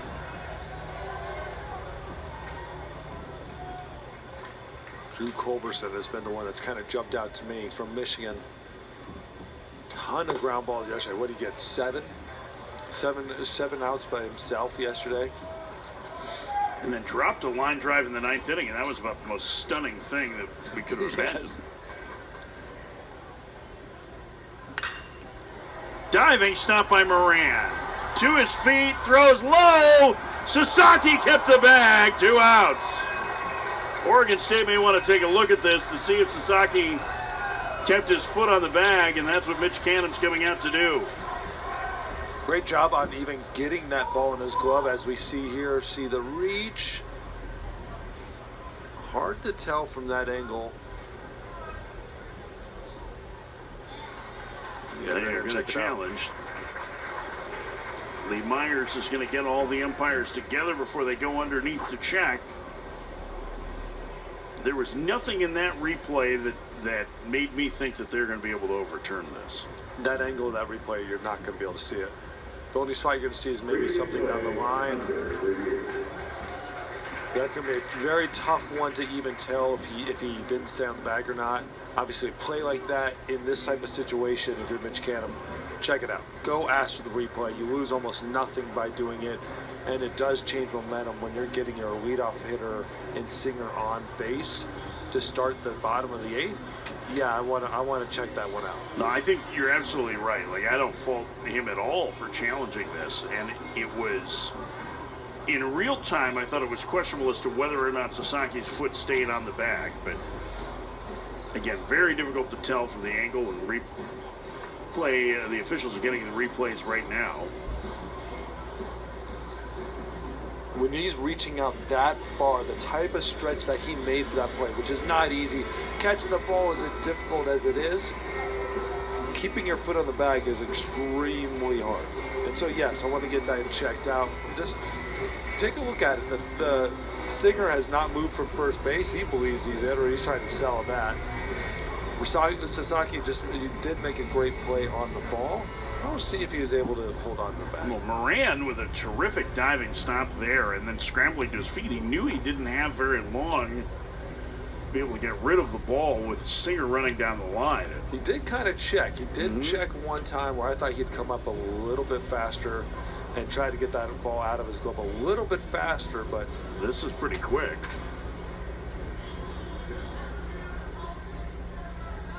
Call is confirmed and the runner is out. Darren Hyman, our crew chief, confirming the call. So one challenge gone.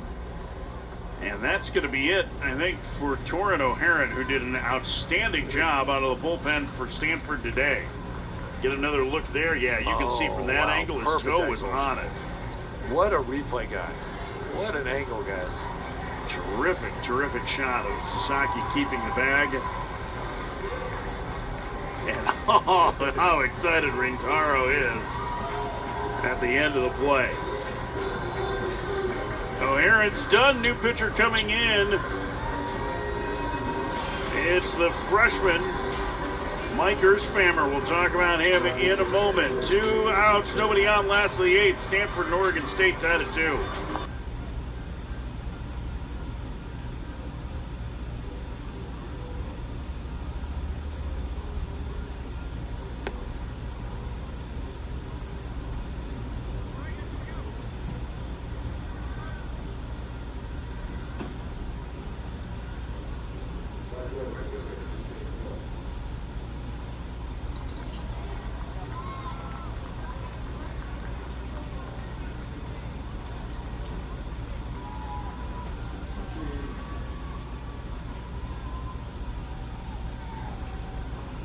Two outs, nobody on, last of the 8th. Mike Earthspammer is on, the left-hander to face Easton Talt.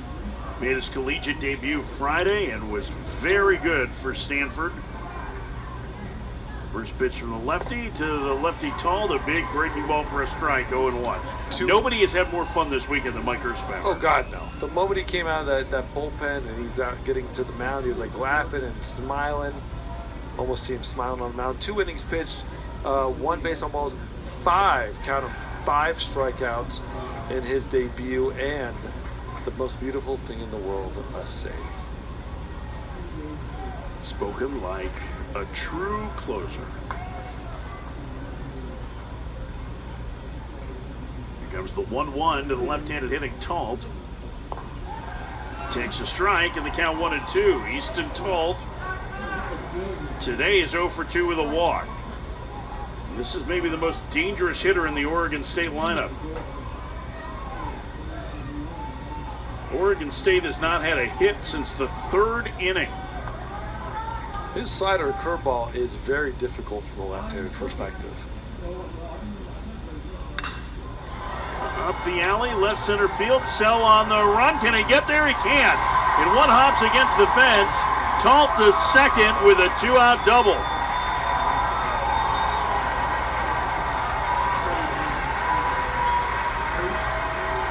Easton Talt has the first Beavers hit since Singer's single in the 3rd, and just their 3rd of the game. Took that fastball up and away and drove it into that deep left center gap, just short of the 379 sign.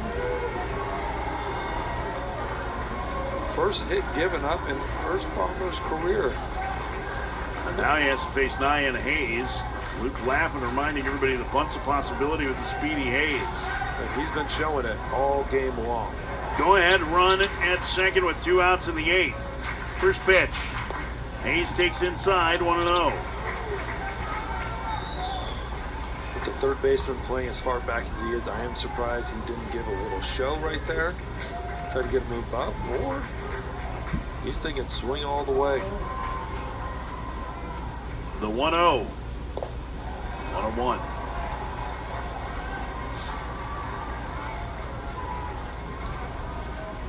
A lot of breaking balls from Erzbauer.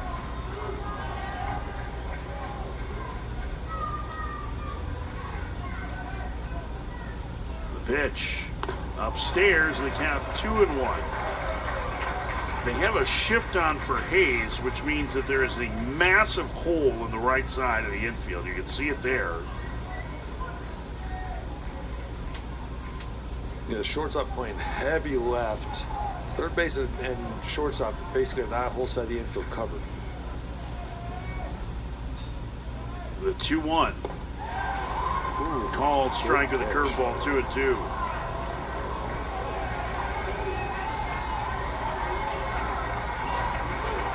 But if there's anything hit to the right side, Sasaki is going to have to knock it down. The odds of getting Hayes on something over there is not easy, but they're not high.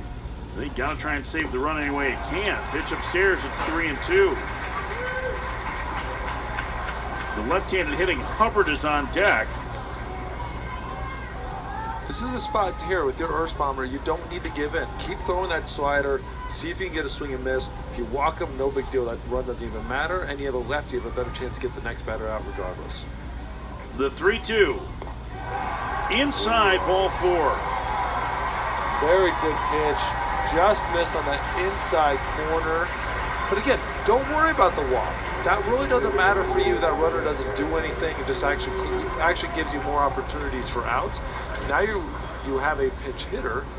You would have been facing a lefty. But again, it just, now you have more opportunities for outs. Plus, Hayes could do a lot of different things with the ball. Not the worst thing for a walk. Ryan Vanderbrink is the pinch hitter. Redshirt freshman appeared as a pinch hitter yesterday.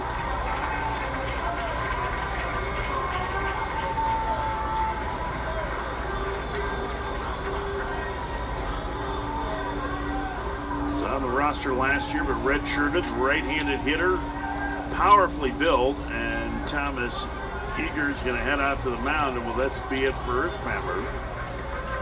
like there was really anybody working hard in the Stanford pen. It might just be a scouting report. Scouting report, without a doubt. With the pinch hitter, he had the lefty dead to rights probably with his slider. If he nails a couple in a row, that'd be very difficult for a lefty to hit. This is definitely a scouting report, and just let them know too who's on base, what type of things they do. Talt is the type of guy that's going to try to cause a little havoc over there. You know Hayes is going to be all the speed in the world, but he really doesn't matter. What you're really trying to do is let him know about the hitter who's at the plate right now, Vanderbrink. Do a little scout report there, and then letting the middle infield work on that runner at second base.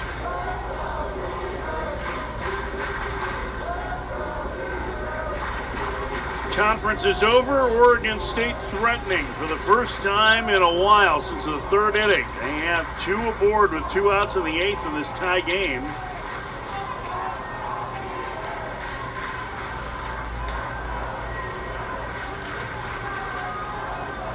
And the first time today we've gotten Let's Go Beavers chants from the Oregon State faithful.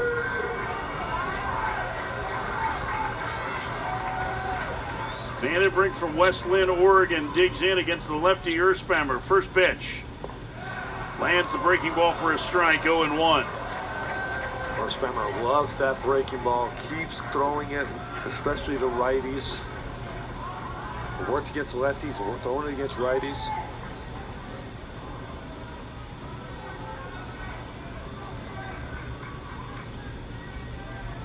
The 0-1. 0-2. God, that looked like a ball almost the whole way. Broke late the last second, hit that top outer corner of the strike zone. God, it looked like a ball out of his hand. Then a late break in. I'd like to see him go back foot here, or he could go fastball up right off that spot, up above the zone. Runners get their lead at first and second. The 0-2. Swing and a miss. He went with the back foot breaking ball, and he punches out Vandenbrink and is fired up coming off the field. Mike Earthspammer posts a 0 to finish the 8th. To the 9th we go. Stanford and Oregon State's at it. 2-2 as we start the 9th. J.J. Moran, who's got a pair of base hits today, will lead things off for Stanford. Moran, Lavin, and then Hott, the scheduled hitters. And he lines the first pitch into left center field, a base hit. J.J. Moran's third single of the game as the go-ahead run at first with nobody out to start the Stanford 9th. Exactly how you want to start the 9th. Get your first batter on base. You're going to see how they handle this situation. Are they going to try to just get him over, try to play small ball? Do you let Lavin swing it a little bit? He's got a little pop in that bat. Has a home run already on the season. The 1 for 10. You might just try to get him over, try to get that lead run to second base.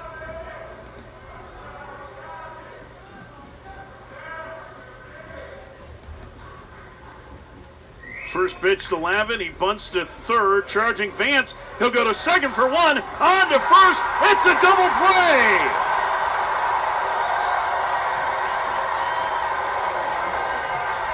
What a play by Cooper Vance. We're going to get a review to make sure that both the turn at second was good and that the runner at first is out, but wow. He bunted that hard as almost like trying to be a base hit bunt, and the third baseman had an easy play to go to second base. Smart move by him to see that ball and see how hard it was hit to go to second base. And then we had the turn by Singer to first. Perfect turn, quick out of his hand, and you saw Craig with the step to try to go get it. So there's two things that they're going to look at here, I think. They're going to look at whether or not Singer was too quick at second. It was very fast the way he got rid of that transfer. And then whether or not Lavin beat the play at first. Just from in real time in that one replay, there is a better chance that the call gets overturned at second than at first, in my opinion. I didn't see it, but I do know he turned that thing fast. Third baseman. I don't think it's going to get overturned either way, but I think there's a better chance of that. I wonder, what if we could shock the world here and they overturn both, right? Oh boy. That'd be a tough turn of events for Oregon State. But again, you can't lose sight of what type of play that was by Vance. And getting that hard ground ball, you know, it was way too hard of a bunt by Lavin. He took that ball and tried to get it basically to shortstop. When you're sacking the guy over, put it down in the ground, let that thing just die. But he took it and almost tried to push bunt that thing to shortstop. And that gave the third baseman a really good opportunity to get the out of second.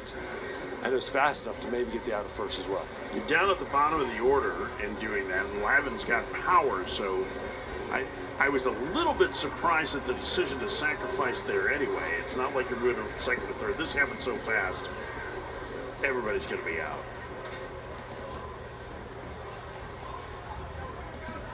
No, he's safe. Safe at first base. So I was completely wrong. He beat the rap at first. Mitch Gannon's coming out for an explanation.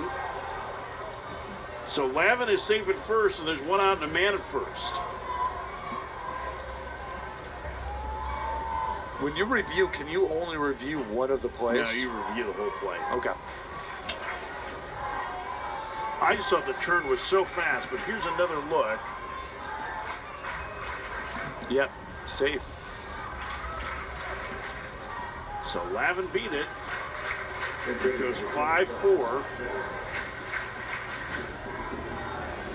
And Brock Kettleson is going to come off the bench to pinch hit. The very highly touted freshman who is likely to start tomorrow on the mound for Stanford against Nebraska when they wrap up their trip to Arizona. He is going to get the pinch hit appearance here. Kettleson from Scotts Valley, California, former perfect game All-American. Tremendous athlete, real power. Go ahead, run it first, one out, top of the ninth. First pitch. Down low, 1-0.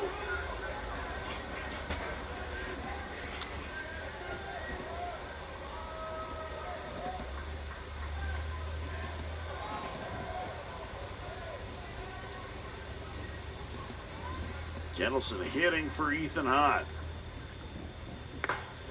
Takes a high strike, it's 1-1.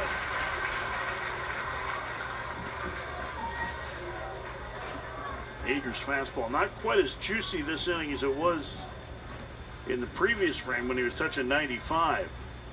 90 miles an hour right there. Lavin the lead. A throw over and a late reaction by the catcher, running at first. We were talking to Coach Dave Esker right before the game. He's talking about you have to give freshmen a chance. You got to give some guys on the back end of that lineup, that dugout, an opportunity to play at some point. Now we're seeing Brock Kettleson, a big situation. High chopper to second, that could be 2. 4, 6, 3, double play, and the inning is over. Oregon State pitches around the leadoff single thanks to the work of Isaac Yeager to the bottom of the ninth. Oregon State and Stanford tied at 2. Okay.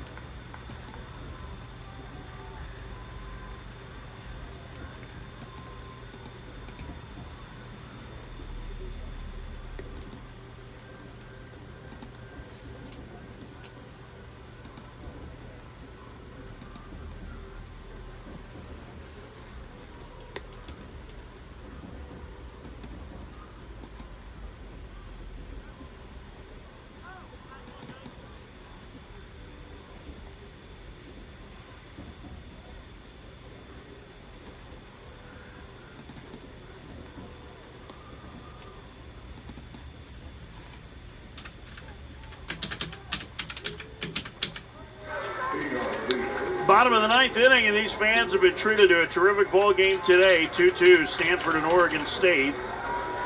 Oregon State looking for a chance to walk it off. Cooper Vance will lead things off. It'll be Vance, Galloway, and Craig against the freshman lefty, Mike Erspamer.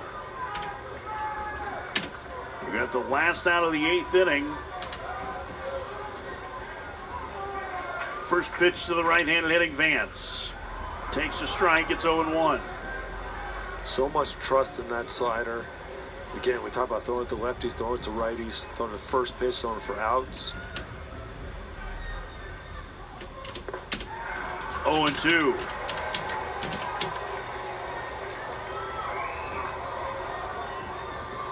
Vance last season at Eastern Michigan, half a dozen home runs. Hit 10 in his career there. Takes high, the count 1-2. If you're thinking about someone ending it with one swing, this might be the guy. It's not that much power, but there's the idea of the strike zone. He fouls that one off his foot. Sell it. You got to sell it. Let him know.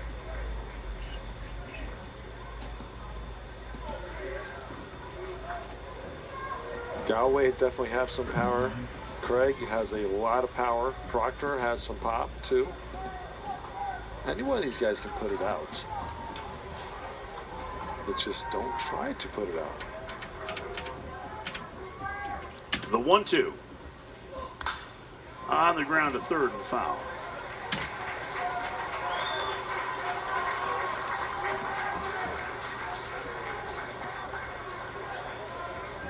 Galloway in the on-deck circle has just 2 home runs in his collegiate career. Excuse me, sorry, it's just 7 home runs in his collegiate career. 6 of those at Southern Cal 2 years ago. 2-2, the count now to Vance. Oregon State has been held to just 3 hits. One of those a Talt double in the 8th, but they couldn't score him with 2 outs. The 2-2 to Vance. And the count full. After getting ahead 0-2, the count now 3-2 to the third baseman leading off the ninth inning.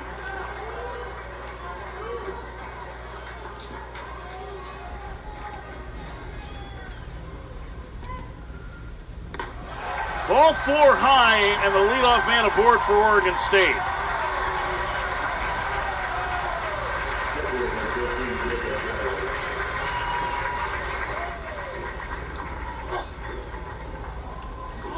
See that curveball up around the shoulders. Erspamer could not land it. He's been throwing it all day. Threw it in the first game that he has pitched. A lot of trust in it. But this inning kind of hanging a little bit on that arm side. Not finishing quite as well as he did before. See how they get the runner to second base. Throw to first, and the runner's back.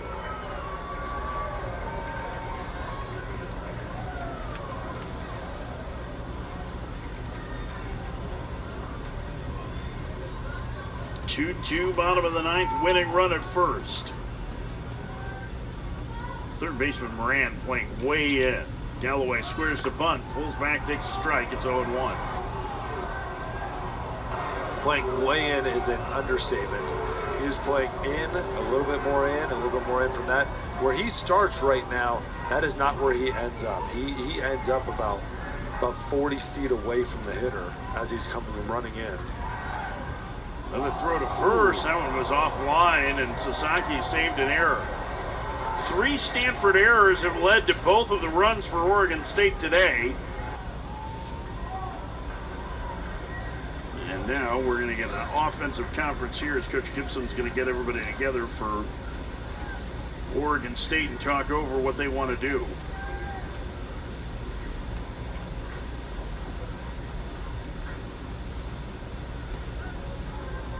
You know, when you're picking off, you got to throw that ball. We have seen it numerous times during this series of pitchers not throwing the ball to the bases and almost causing problems, causing some problems in some pitchers' cases.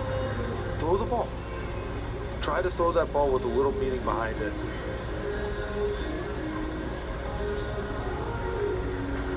Conference is over. I mean, there is danger in successfully sacrificing here for Galloway because Craig in the on-deck circle has the most power for Oregon State. Boy, a man at second with one out would be a likely scenario for them to take the bat out of his hands. Just walk him, put him on base. This is one of your hotter hitters, too. Galloway squares again and bunts it foul. The count 0-2. That's always a hard spot, too, because he's a 500 hitter right now, 4 for 8, and you're taking the bat out of his hands and then putting it into Proctor, the freshman's hands. Yeah, I understand it from a standpoint of it's a left-up left matchup, too, but Yes. generally speaking, in this situation, getting the man from second to third with one out is extremely valuable. But getting the man to second with one out doesn't do much, really anything, to increase your odds of scoring a run. The 0-2. Galloway to left, breaking in and now going back is Sell to make the catch for out number 1. And back to first goes the runner Vance. Now doing that doesn't help either. So it's a good 2-strike pass at it. Now here's Craig. Jacob Craig 0 for 3 today. 3 strikeouts. Now the interesting thing is, though, now you have to pitch to Craig, who can put that ball in a gap or out of the stadium in any single second. Big shift on with Vance being held at first. First pitch, way outside. 1-0. There you see the defensive alignment.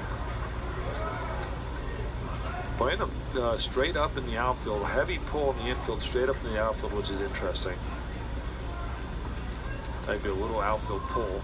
If he chops something through the right side, it'll be first and third. And the count 2-0. And Earthspammer looks like somebody who's trying to be very, very careful with Jacob Craig. And Luke Lavin, the catcher, seems to think the same thing, or something similar at least. Yeah, you just got to remind your pitcher, you got to be careful, but you can't be that careful. You can't walk the winning run to second base. You're 0-2. Yeah, Craig's got a ton of power. Don't be afraid of him as a pitcher. You have to pitch. You have to finish your slider, finish your pitches. You can't be afraid no matter who's at the plate, because really quickly it turned into 3-0, 4-0, and then you have the winning run on second base, which is a lot bigger problem than it being on first. Cassius Thomas beginning to get loose, I believe, in the Stanford pen. We saw him last night. 2-0 the count. The conference is over. Winning run at first with one out for Oregon State in the 9th. The pitch to Craig. 3-0. 3-0, but that's a lot better of a slider there. That's locked in a lot more. If he threw that the first 2 pitches, he might have a strike on his hands. But when it's 2-0, Craig's going to take that. 3 balls and no strikes.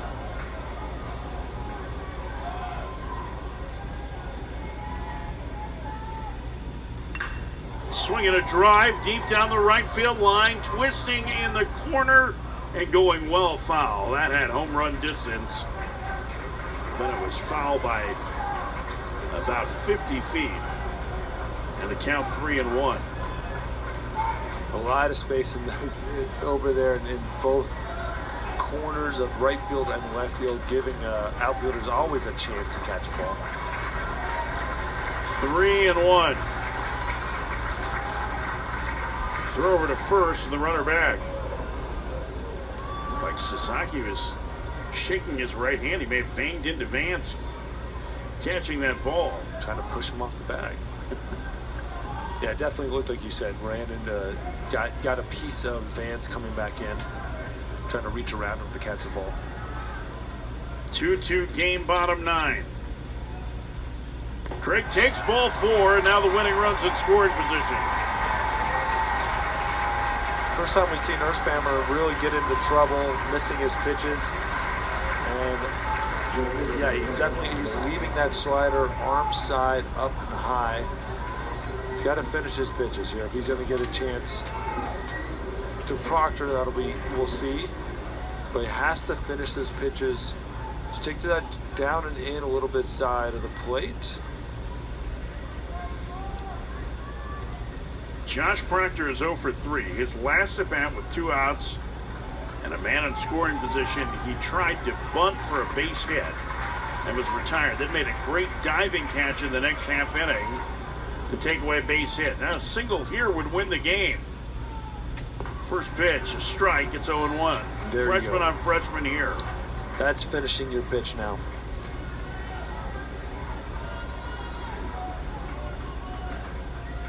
Proctor, powerfully built outfielder, Vance the winning run at second. That went in the dirt and nearly hit him. And then they count 1-1. How did that not hit Proctor?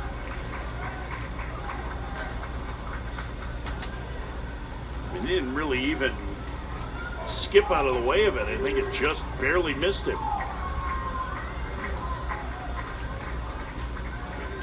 The set. The 1-1. 1-2. If he's able to locate his pitches right there, he is going to be devastating. But it's when he lets that get arm side run and lets his arm flare out a little bit and he misses up and away. When he finishes his pitch, it's almost unhittable. Runners get their lead at first and second. The 1-2. Line drive, base hit, right center field. Vance a late start. He's rounding third. The throw home, offline. Beavers win.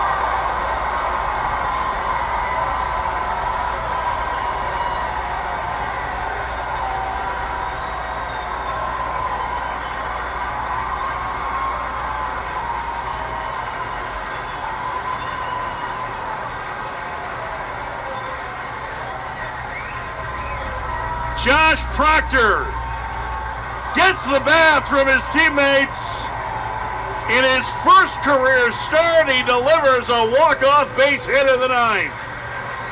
Walk-off base hit, line drive into the right center. You saw the runner, Vance, holding up at second, making that throw a lot closer than what it probably could have been if he would have just taken off. But you got to make sure the second baseman doesn't catch it. Throw is offline, and he scores easily. They are so excited about the freshman, his teammates ripping his jersey off. And Josh Proctor delivers the game winner in the bottom of the ninth. A thriller this afternoon as Oregon State walks off Stanford. What a ball game and what a finish. What a ball game, what a finish, what a great job. Both teams going back and forth. Wonderful pitching by both Stanford and Oregon State. And that's for the Oregon State fans here as you get another look at Proctor's game winner. Oregon State walks off Stanford 3-2. They are 2-1 in this tournament. Stanford 1-2, and Proctor. What a thrill for the freshman. Got to feel so great. The whole team taking his shirt off, celebrating with him. He's trying to run away, can't get away. 3-2 the final this afternoon. That almost looked like he took his own shirt off. Coming up in about an hour, we will have the final game of the day. Arizona and Michigan will play tonight. Before Oregon State plays Michigan again tomorrow afternoon. Now for David Gardsma and our entire crew here in Surprise, I'm Mike Farron. Thanks for joining us this afternoon. The Oregon State Beavers a 3-2 win over Stanford. We'll be back with more in just a little bit with Michigan and Arizona tonight here on Flow College.